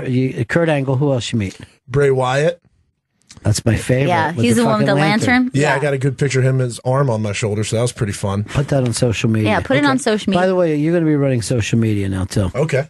We got AJ Styles, which is my favorite wrestler right now, the face that runs the place. Samoa Joe.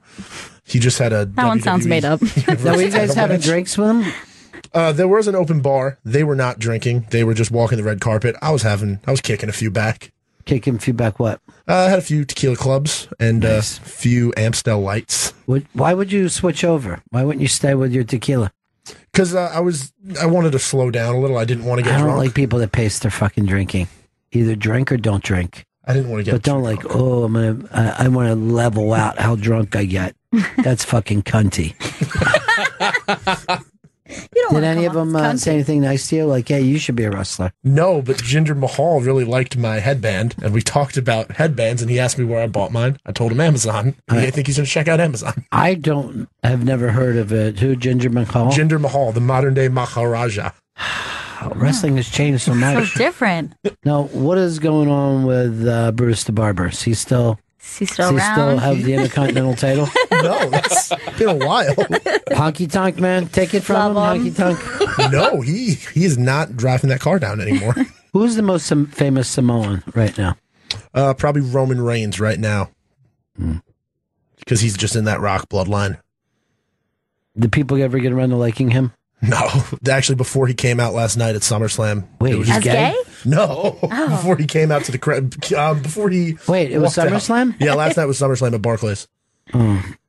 Good I time. didn't even know about it. You were there for the whole night? Yeah, I was there for all 6 hours. Jesus. No wonder you stink at your job. Look at that.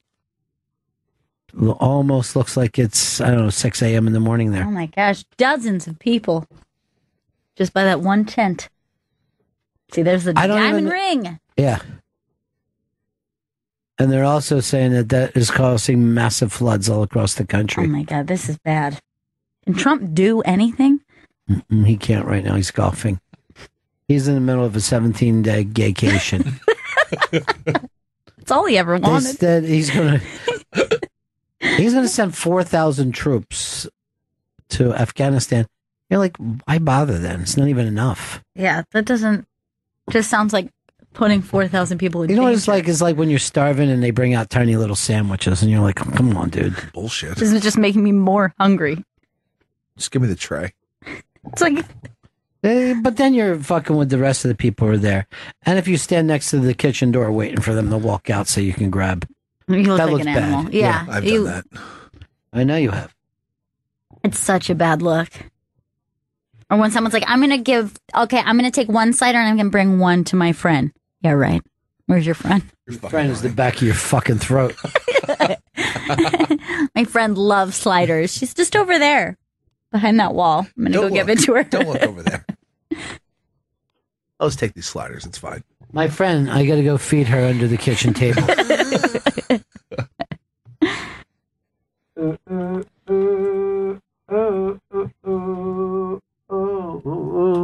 So all the little millennials need to see their fucking eclipse.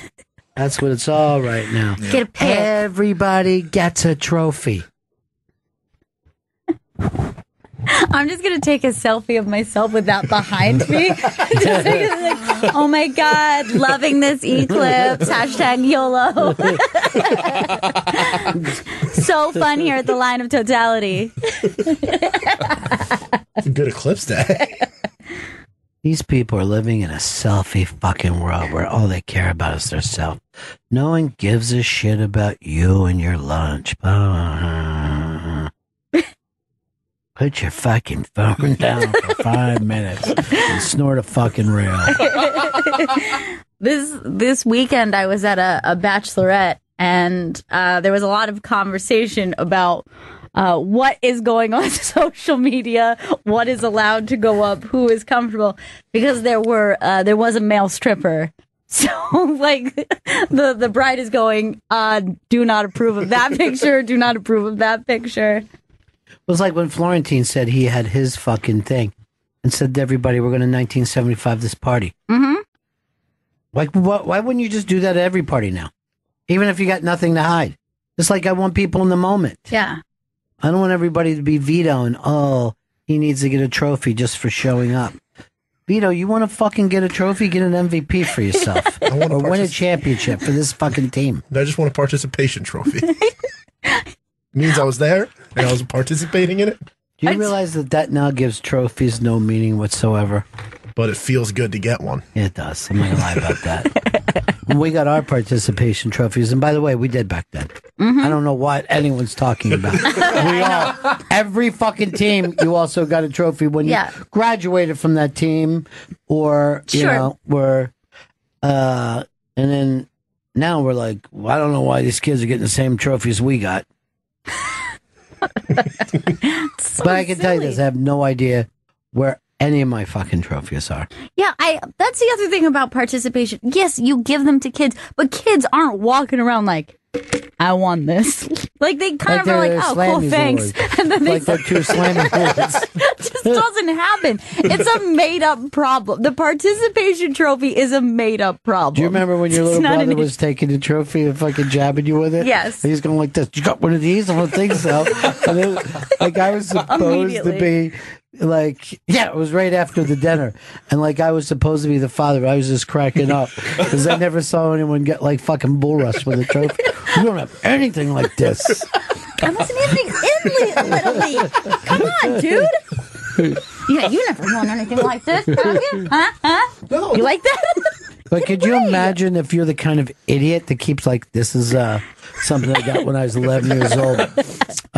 We went all the way to state that year. I mean, we won our division, but, you know, we got knocked out by a team from Pittsburgh.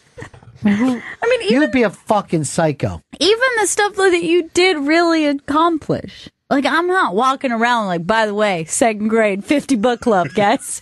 I was in the fucking 50 book club, and we did get a pizza party and a limo ride to the pizza place. And then our principal had to push a peanut around with his nose.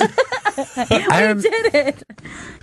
I remember, I forget how old I was, but I was keeping my batting average on the wall, right, of my bedroom. So and yeah. And because I wanted every game, I wanted to look at it and know that my batting average is important to me. And my brother came in and called me a homosexual slur. And I tell you what I did. I took that batting average down. He spoiled his fun. But He was doing good with that batting average. I was thinking like, later, I go, I guess he's right. I guess I am a homosexual. But I had it in my mind I wanted to hit over fucking 400 that year. And then, like, after that happened, I did take it down. But I just try to keep it in my head all the Just time. drag it in your head. But I know for a fact, like there's other brothers that were like this. Hey, that's right, champ. Keep that up there and visualize every day. Yeah. Because I see people like that. Right.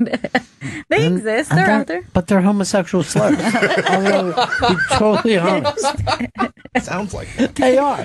I can't live that way. I'd rather have a certain amount of cynicism. Who's so supportive? I always think of that like from Stand By Me, like his brother is just like, hey, sport, hey, what's up, big guy? And I'm like, every other movie is like, my big brother is horrible to me. But because he passed away, he was like, he was the best brother ever. That's how you remember people. When they die young, you remember them as saints.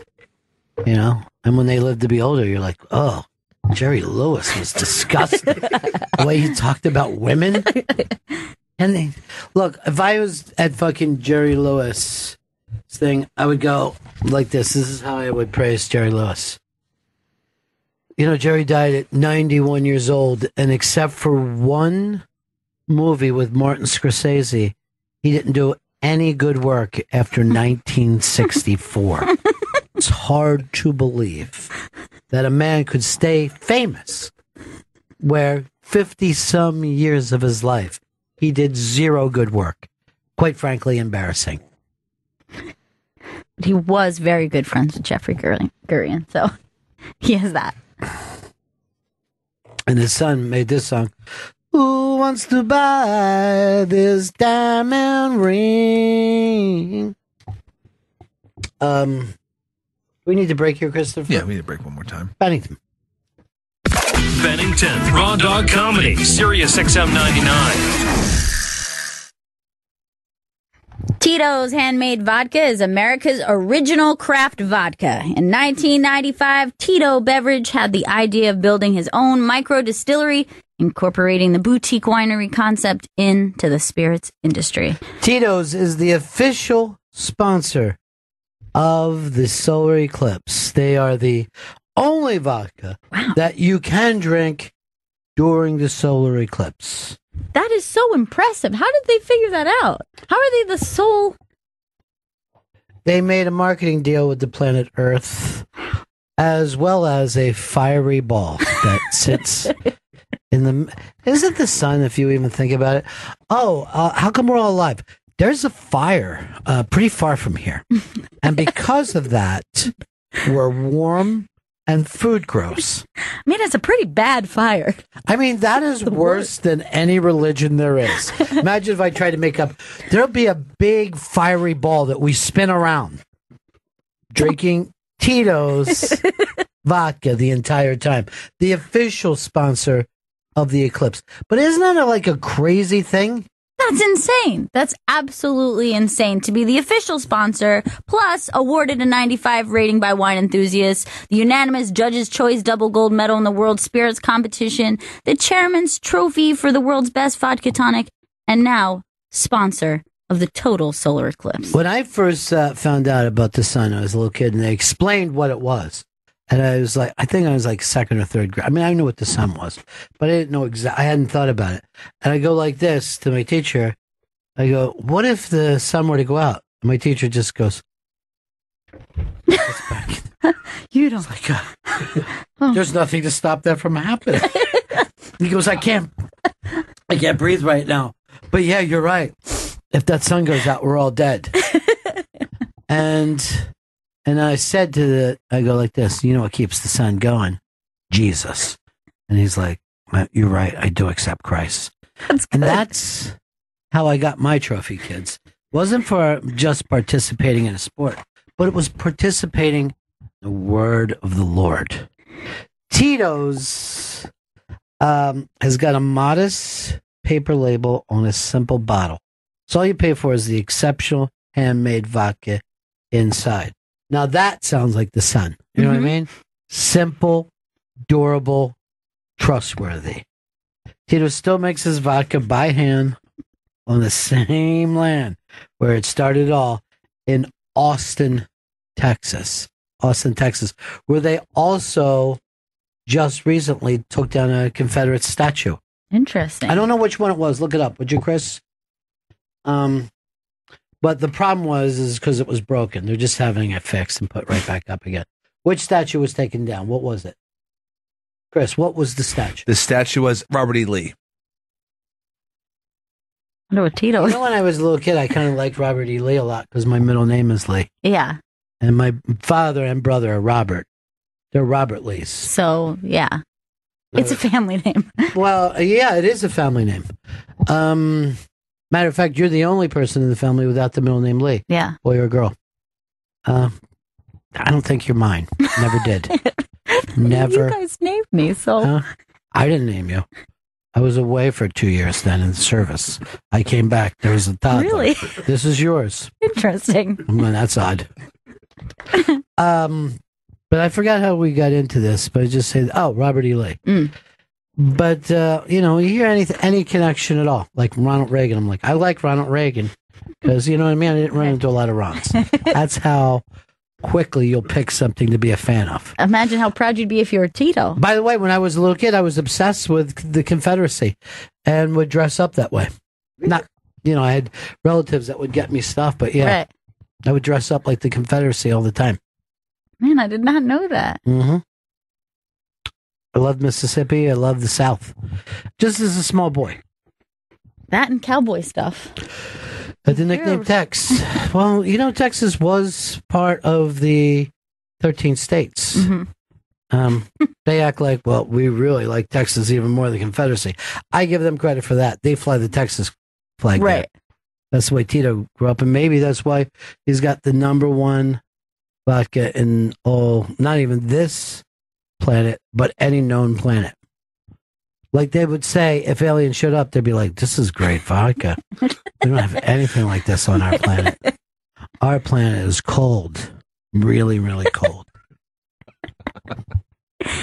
Tito's handmade vodka is distilled 6 times from 100% corn and is naturally gluten-free. Visit us at titosvodka.com for recipes, songs, and more.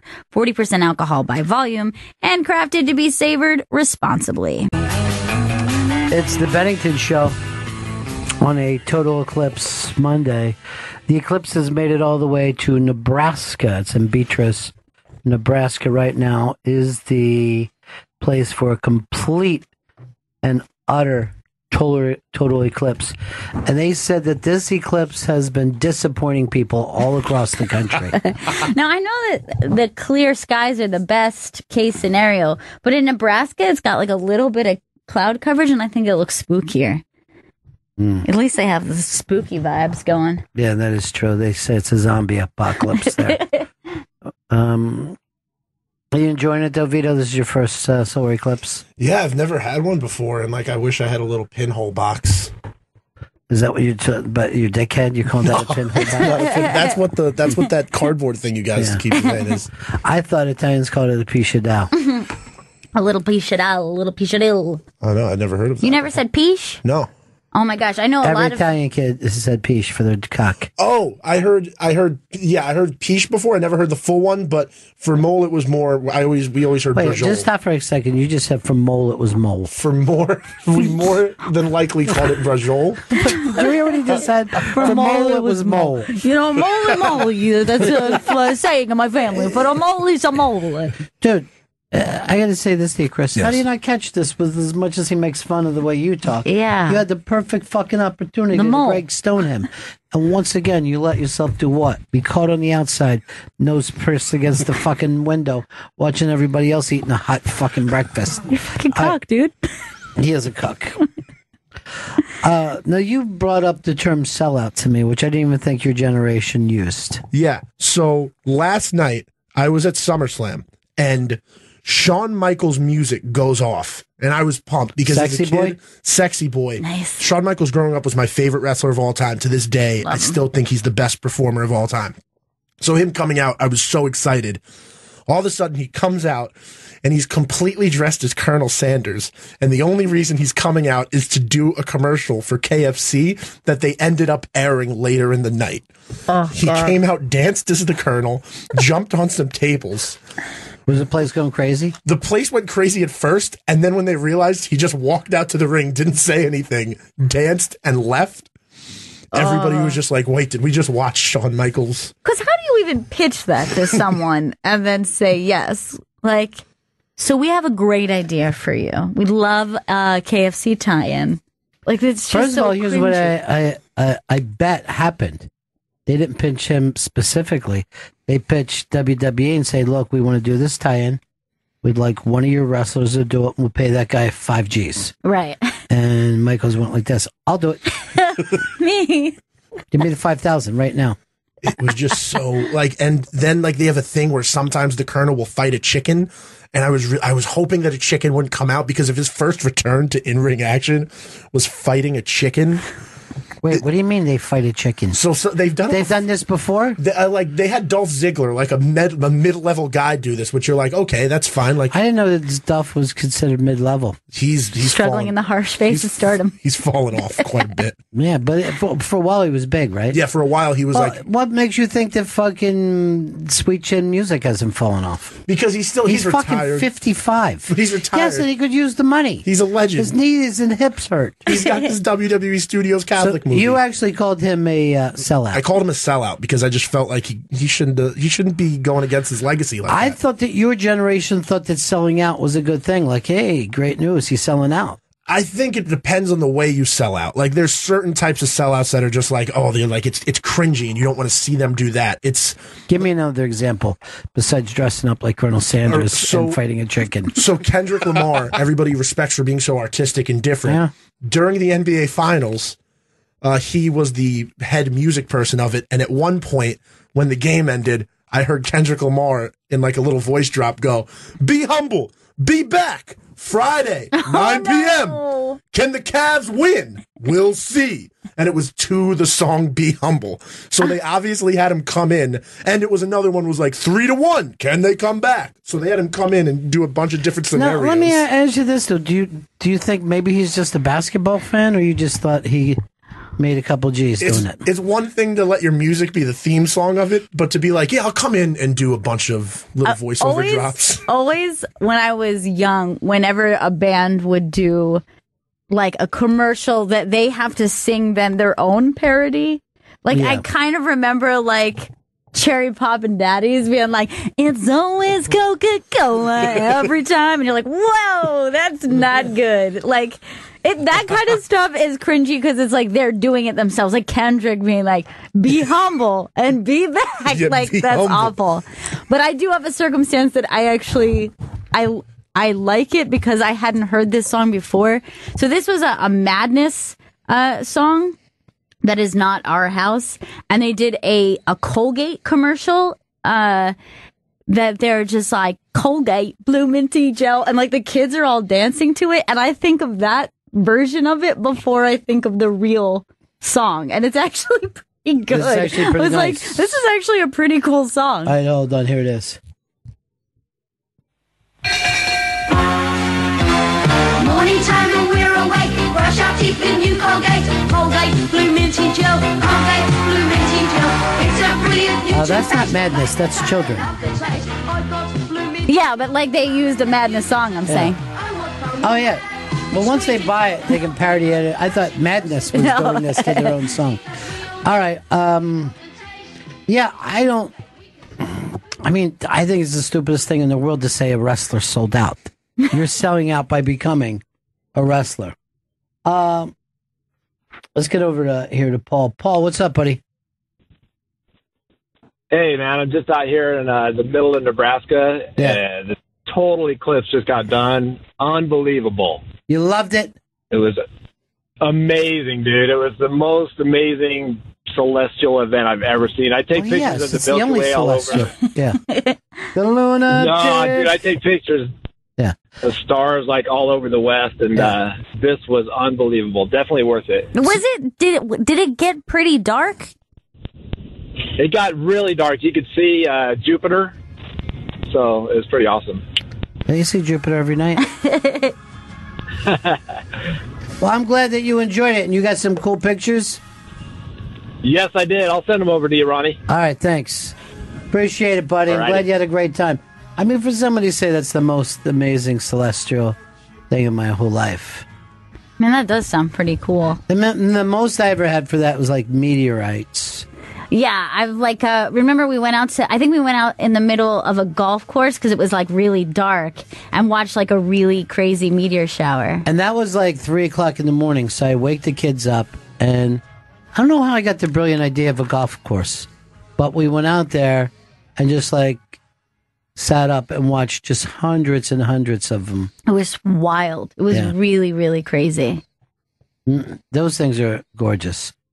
But just seeing the real Milky Way itself, being in a place that's dark enough that you see the Milky Way, is one of the most stunning things that can happen in your life. By the way, there's a documentary I saw on DMT. I think it's called the Spirit Molecule. Molecule.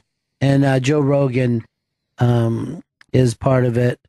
It's fucking pretty fascinating. I don't know. By the end of it, huh? I want to check it out. Yeah, by the end of it, you're like, yeah, I kind of think there's a lot more to life than what we're told.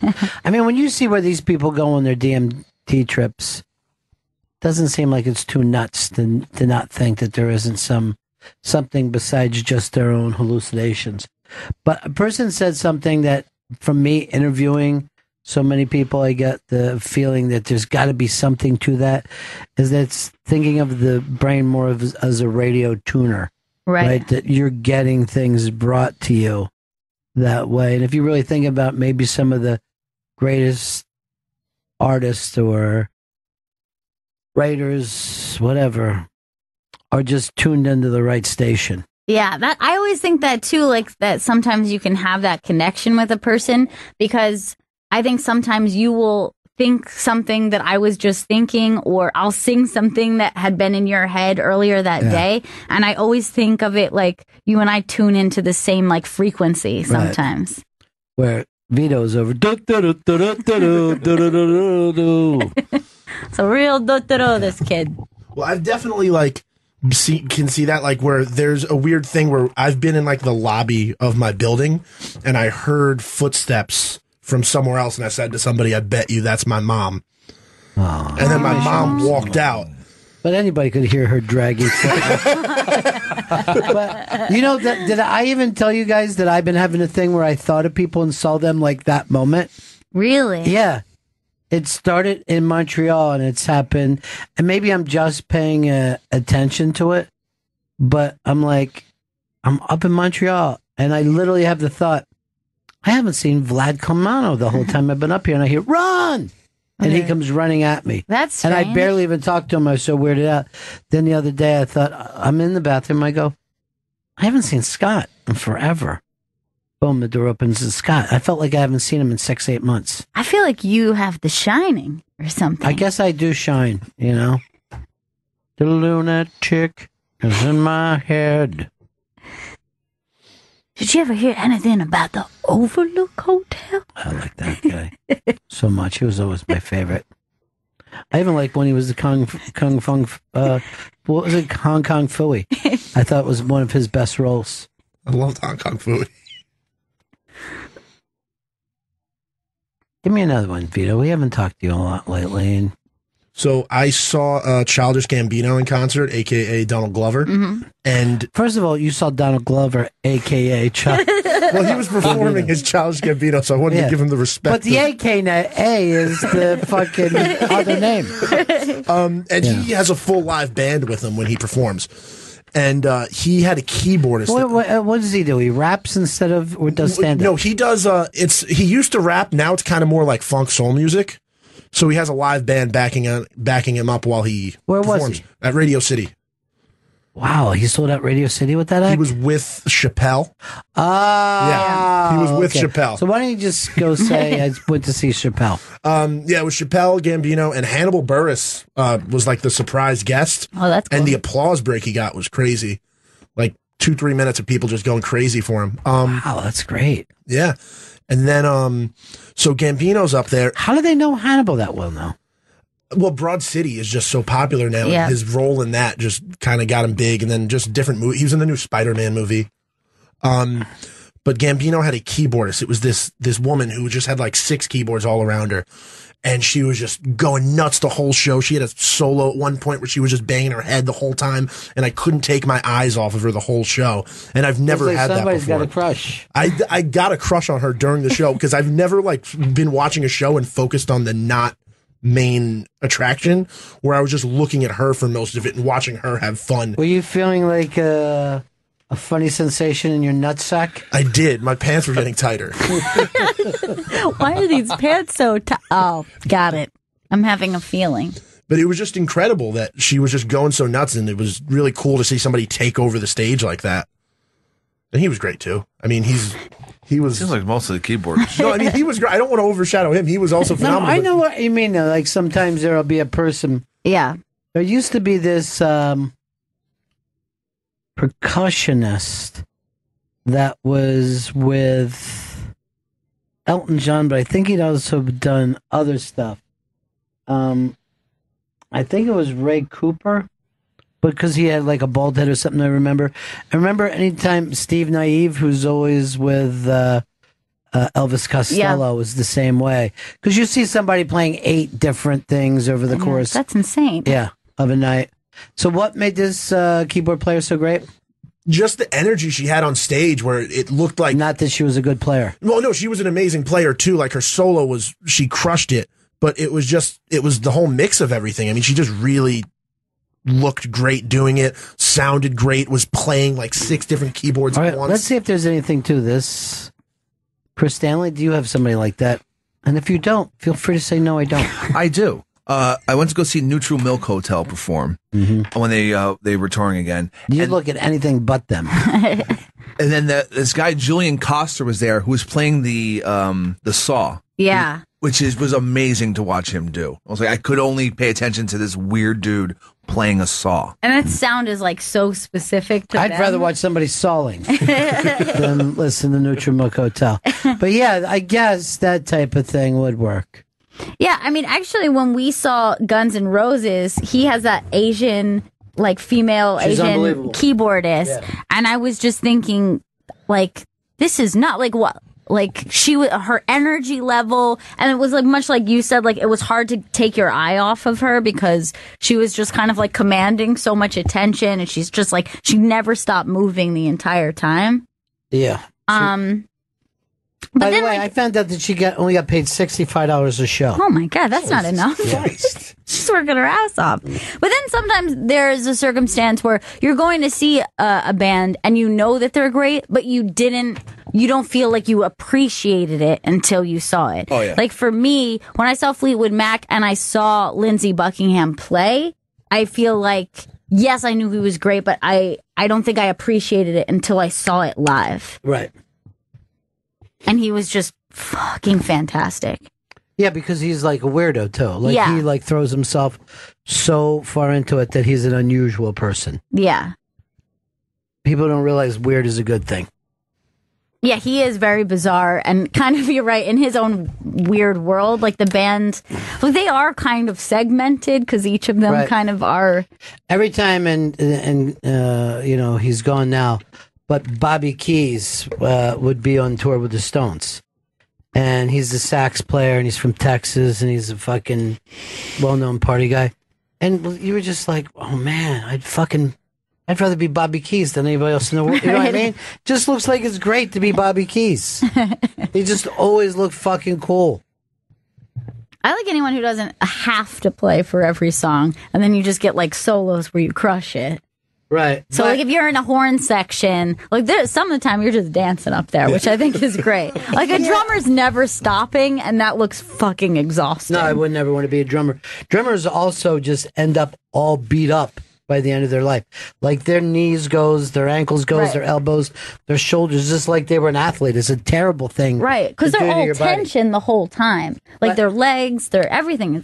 See, the difference is Bobby Keys looked like he was having fun, but like when you would see the big man, it looked like I have to keep acting like I love Bruce while I'm up here. And I used to feel like kind of embarrassed for Clarence a lot. Really? You know, because also he never had, I mean, normally his solo was holding one note. for fucking 30 seconds.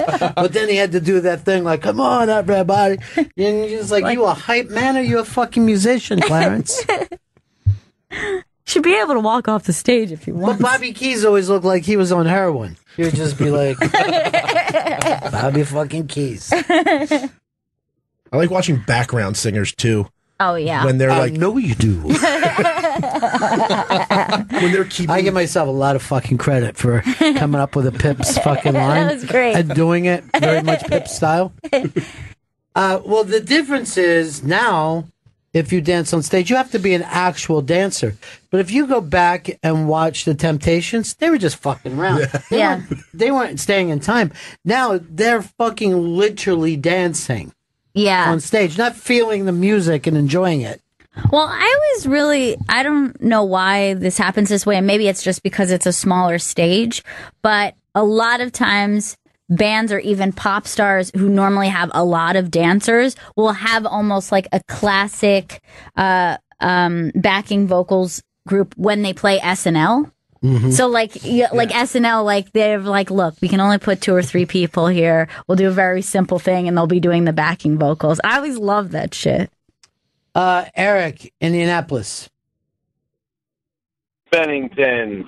Buddy. I had the opportunity to see the Roots, who I always loved quite a bit. Their lead guitarist had this riff where he plays his way all the way up the neck of the guitar and then kind of lets it float away with his hands, and the music kind of goes with it. Unreal. The whole show, I was stuck on him, watching this great show, and I could only look at him. It was great. The Roots are just unbelievable players. And I remember I did an Unmasked with Jimmy Fallon when he got The Late Show, which is now the Seth Meyers thing. And I remember thinking, yeah, you'll have the Roots for 6 months. You know what I mean? They're not going to stay with you. They're the Roots. And they're fucking great. They're just great. And that thing that they do with, I mean, it's a silly little bit, but they'll do a pop song using like kindergarten instruments. And I'm always like, how did they figure that out? Yeah. How do you fucking know how to do that? I wish I could remember what the first one was, because the first time they did it, I was like, well, that's fucking impressive. Was it the Christmas song? With the Mariah Carey Christmas song? Oh, maybe that was the first one. Yeah. Or was it like a big pop song? It was like one of those, and I was just like, man. See if you can find out, Chris, what was the first thing that they did? They don't even seem to do it. I don't think, they don't do it. That was as much. almost like the first viral music thing that he did, I think. Yeah. And then I think that after the success of that, they were like, like let's just keep doing viral stuff. Yeah. Lip sync battle. Let's just see if, whatever happened to that fucking shit. Remember the spin-off show? Awful. Looks like the first one was All I Want for Christmas Is You. Yeah, you're right. You called it. And then they did Call Me Maybe was the follow-up. Oh, right, yeah. All right, let's put on Call Me Maybe, because like we all know the other song. I forgot how popular that fucking song was, but it would just be like, now the fucking Harvard baseball team is doing. Dude, that song is like, she whatever was in you the think. Other day too. And like, it was a perfect pop song. That's like a pop song that would be popular in the 90s and the 80s, go all the way back. It's just it's a fun pop song. 1, 2, 1, 2, 3. Don't ask me on every time I look to you and I'm getting my way. Trade myself for a wish, pennies and diamonds for a kiss. I wasn't looking for this. I'm getting my way. Your stare was holding a wrist, jeans, skin was showing, hot nights, wind was blowing. Where you think you're going, baby?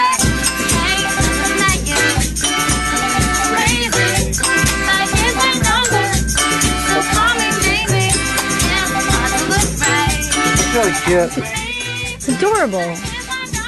Also, I think I had that little xylophone as a kid. Bruce, what's happening? Yeah, everybody had that xylophone. It's great. It's like a classic kid's xylophone.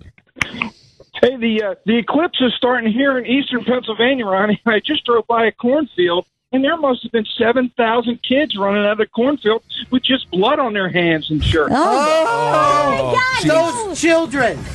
Those children in of the corn. In the corn. All fresh corn is gone. So is it really starting there now? Yeah, I guess it is. Yeah. All right. It is. It is starting. I'm just over the border from Jersey. It's just starting now. I'm not going to look at the sun because it's really bright. Yeah, good idea. All right, see you later. I should have sent him to the prize closet. Really drives me nuts. Kyle, Arizona. Yeah, Ron, there was a video of Dave Grohl on stage with the Foo Fighters, and Rick Astley came up, and they played Never Gonna Give You Up, and it was just amazing how quickly the Foo Fighters picked up that song, and they rocked it. Well, they also rehearsed it earlier that day, yeah. But I don't doubt that Foo Fighters could make that. I feel like they would make any song good. Well, do you remember when we had Paul Schaefer on and doing the Unmasked with him, and I was like, how do you guys just like a conversation will come up and you'll throw it, minutes later right into a song, and he'll go, well, when you see me do those things with my hands, I'm signaling the guys C or D. He goes, oh, look, I don't want to bore people. Bore people. It's fascinating. How the fuck did your guys know? I'll just play chords.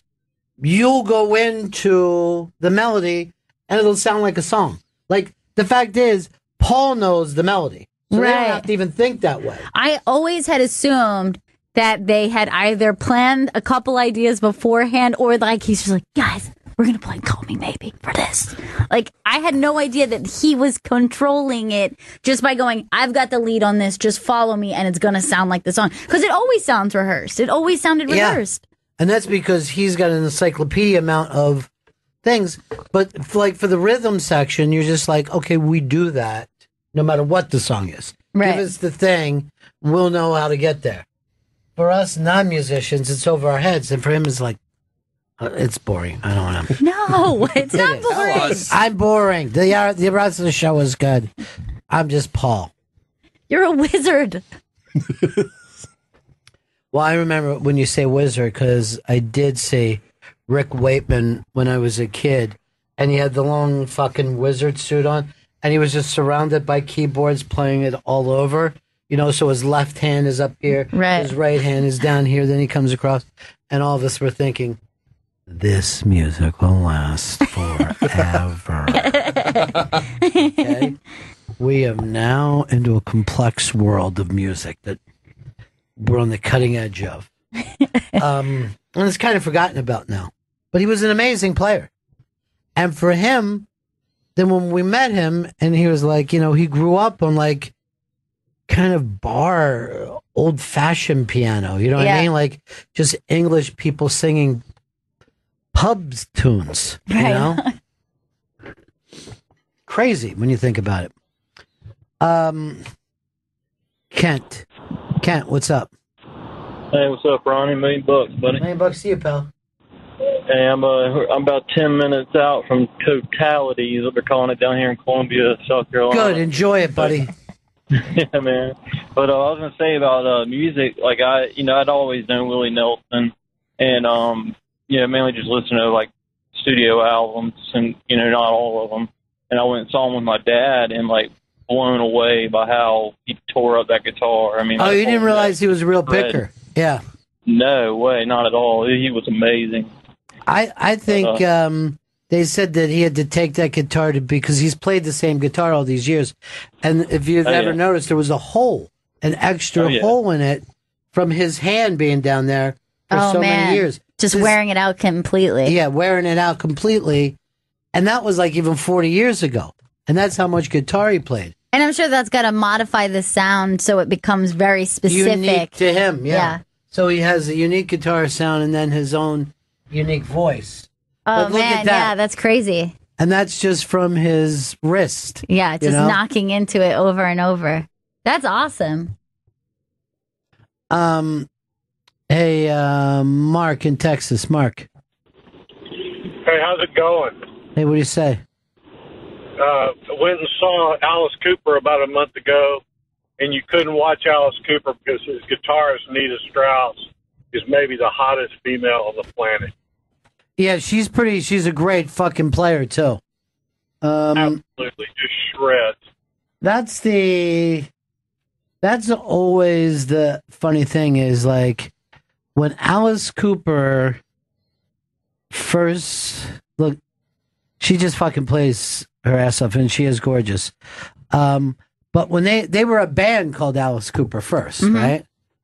And they got rid of all those guys when he became Alice Cooper, the rock star, and they just got great, players.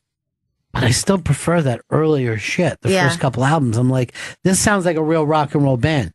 Like the stuff that we played when we did Detroit. Yeah. They were a great fucking rock and roll band. And I'll be honest, like when we were looking into Detroit, that was the first time I had ever heard early Alice Cooper. I had only known Alice Cooper as like a showman. Right. I never heard that early rock music, and it was fucking great. Really great. No, they reminded me of the New York Dolls when they first started. Very similar. Let's go to our buddy Chuck is right in the middle of the eclipse right now. Chuck, what's up? Hey, Ronnie, how you doing, man? Good. I ain't talked to you in a while. Good to hear from you, my friend. I was going to tell you, up there in the mountains of North Carolina, all the motel rooms got took up and everything, and there's not a lot of place to park, so I put a sign down on the main road, and I took down about 20 foot of barbed wire fence in one of my fields, and I charged $25 a car for people to park and watch the eclipse. I made $2,200 almost. Nice. That's awesome. You should have went for 50. Yeah.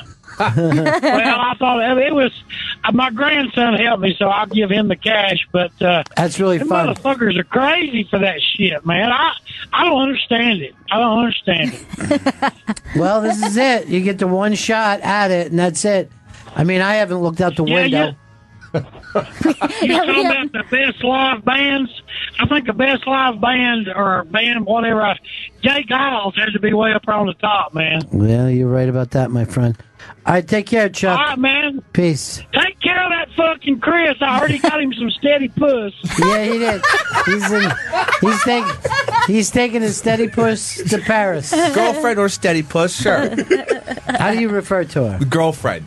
Really? Why not steady puss? Sounds like somebody's a cuck now. What? You just hand over your balls, don't you, Chris? No, I don't. You used to be a man that was in charge.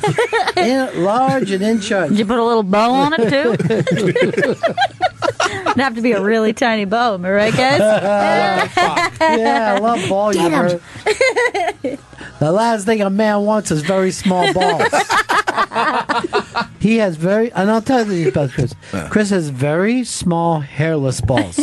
Wow. Very tight. Consider the nut sack of a 9-year-old boy. Interesting.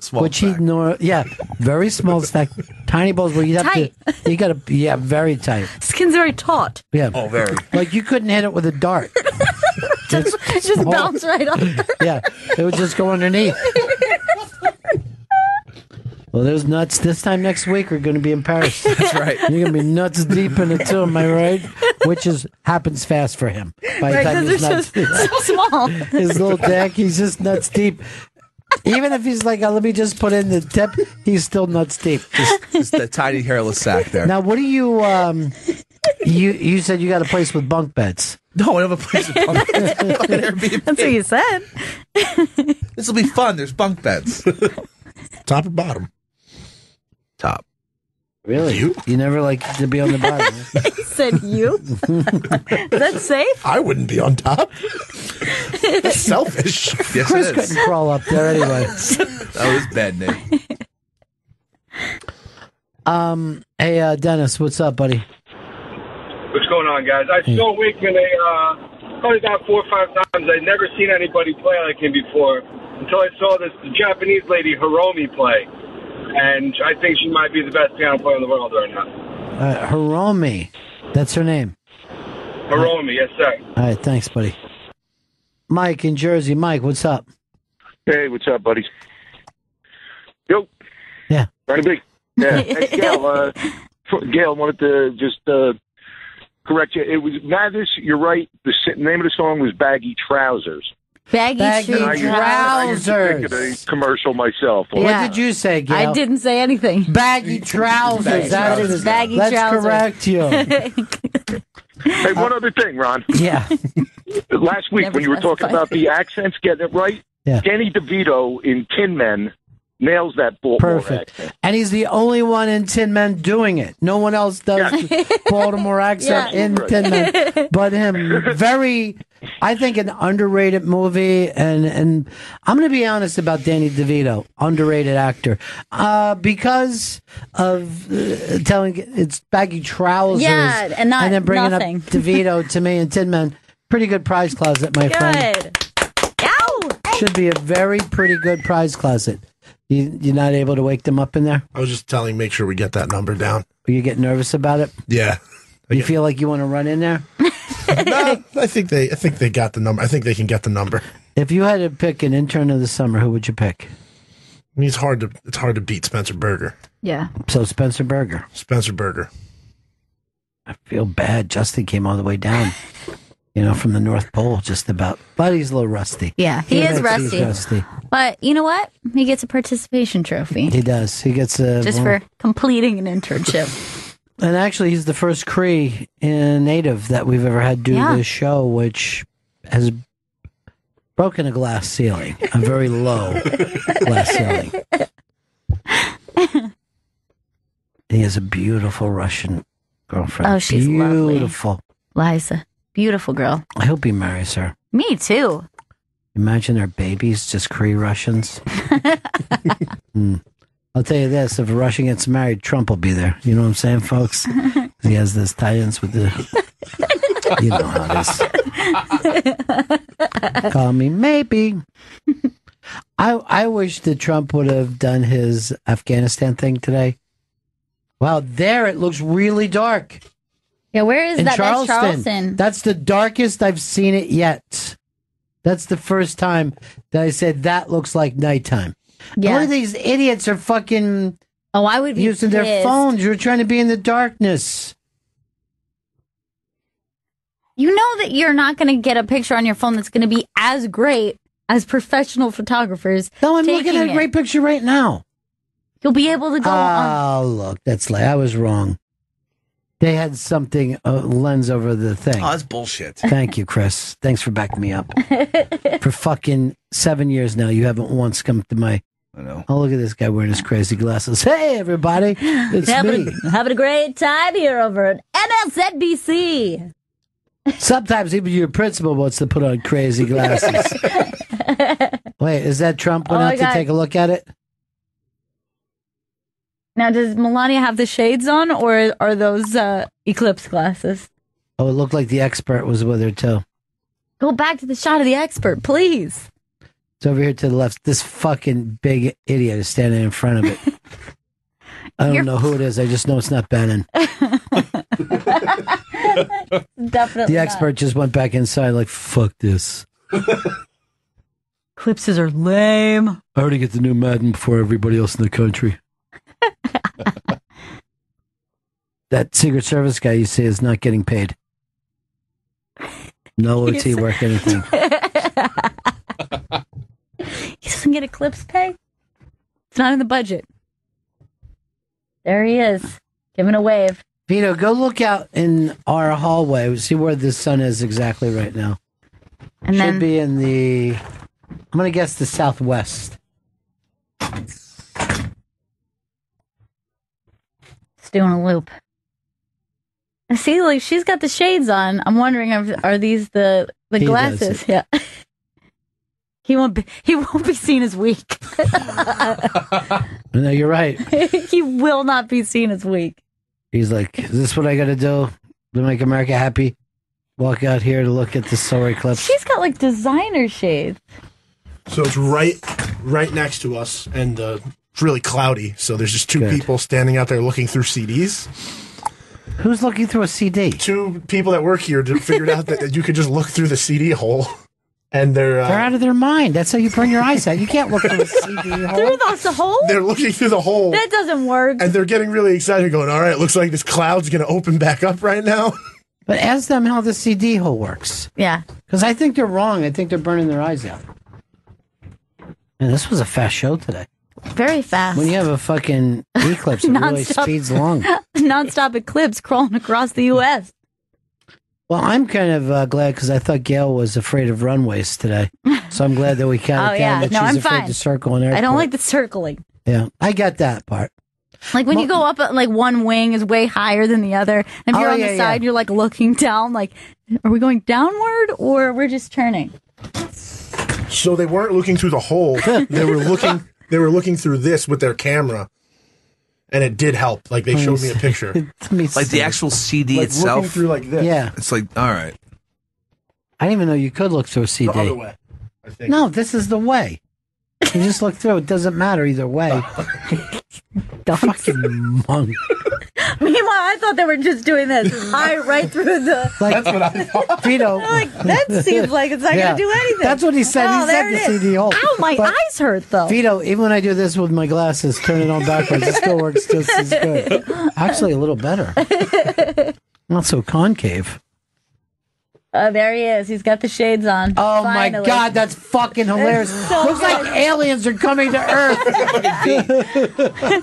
Particularly because she looks like a movie version of a first lady. She doesn't look like a real first lady. He looks thinner and younger with those crazy shades on. Yeah, he should rock those shades all the time.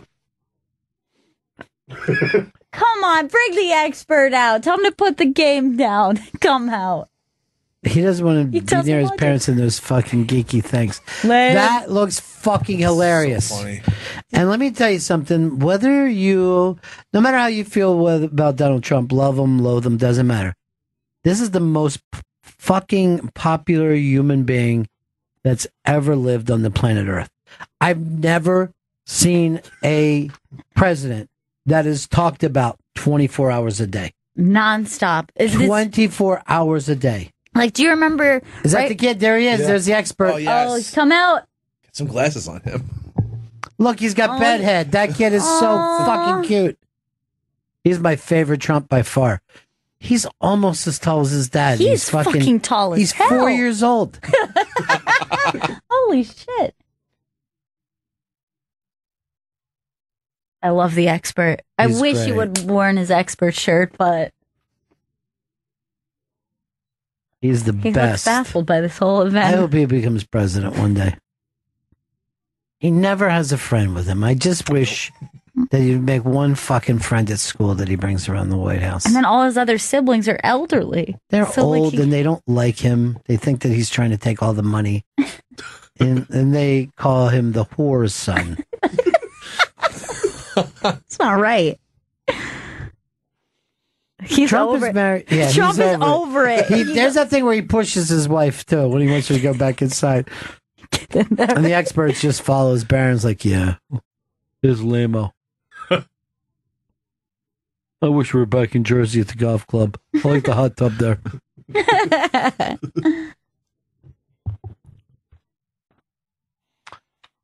Hey, Maya. Maya, what's up? Maya the Bee. Hi, Bennington. Hi, Maya the Bee. Hi, Maya the Bee. I wanted to tell you guys about an awesome cover of the Foo Fighters' "Learning to Fly." It's by an Italian band. It's called the Rockin' 1000, and it's like a 1,000-piece band. Yeah, that was a couple years ago. They just invited people. If you play any instrument, come here and we're all going to cover this together. And and that it was looked really like fun. the moment Chris was talking about, where like it's just all amazing musicians, and you're like, holy shit. Well, when you And get it's 1,000 of together, them. when you get together something like that, it's really sweet. And it looks like, and then when you're like, hey, Foo Fighters is better than I even give them credit for. Well, play it, Chris. Exactly. Now, what's this listed under, Chris? This is under Learn to Fly Foo Fighters Rockin' 1000 official video. I think it's a thing called Rockin' 1000. Now, when you watch this, and Gail just got goose pimples, you got to think to yourself, here, turn it up a little so why aren't we doing this every day of our life? I know. Why don't we just think we're only here 70, 80 years? Let's just live like that all the time. Could be more important than that. What fucking feels better than that kind of connection? Yeah. Total Eclipse. Where now? What is that? That's Mount Pleasant, South Carolina, over here on CNN. So we're going to be out of the continental U.S. in a very short period of time. Yeah, we're just about out of the continental U.S. Isn't that amazing? When you think about, crazy. you know, it all, the whole journey. Right through, you know, the show today, that it started in Oregon, and now there's people on the beach in South Carolina. Right there, that's Isle of Palms, just went through the totality, went through the total eclipse just now, and it's like coming out now, just at the other side. Gorgeous. It's amazing how something like that could happen in one day. Years ago, when Gail was a little girl, I was part of the Ron and Ron. Oh, that's weird. All this time, I couldn't even get through it. The Ron and Ron radio network, and my partner, Ross Reback, in that venture, passed away the other day. And I haven't seen him in many, many years. But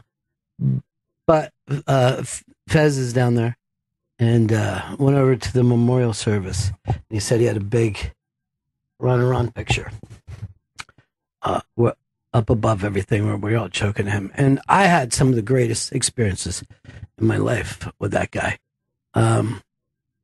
You cannot forget fun. No matter what happens, good, bad, fun is what it's all about.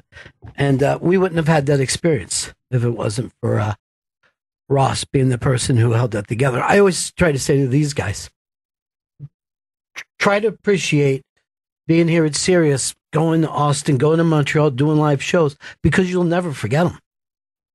Those are the best times that you could ever possibly have. So Ross Reback was the smartest guy in the room wherever we ever went. He was the best negotiator and did all that work. When I met him, he was the Subway guy. He was the Subway marketing guy, and came to my club one night, and we ended up having fun. And I don't know how I came around to where I'm like, why don't you represent me and Diaz? It was considered a crazy idea at one time. I walked away from 2 deals with major companies because they were being disrespectful to Ross. One was CBS, and the other one was Bud Paxton, because they would not get all the time how fucking bright this guy was.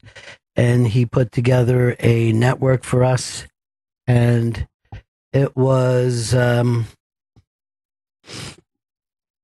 being in Guns N' Roses. It really was. We were that crazy, and we wouldn't have been able to do it without Ross. And I'll never forget that period of my life, and I'm very glad that he didn't either.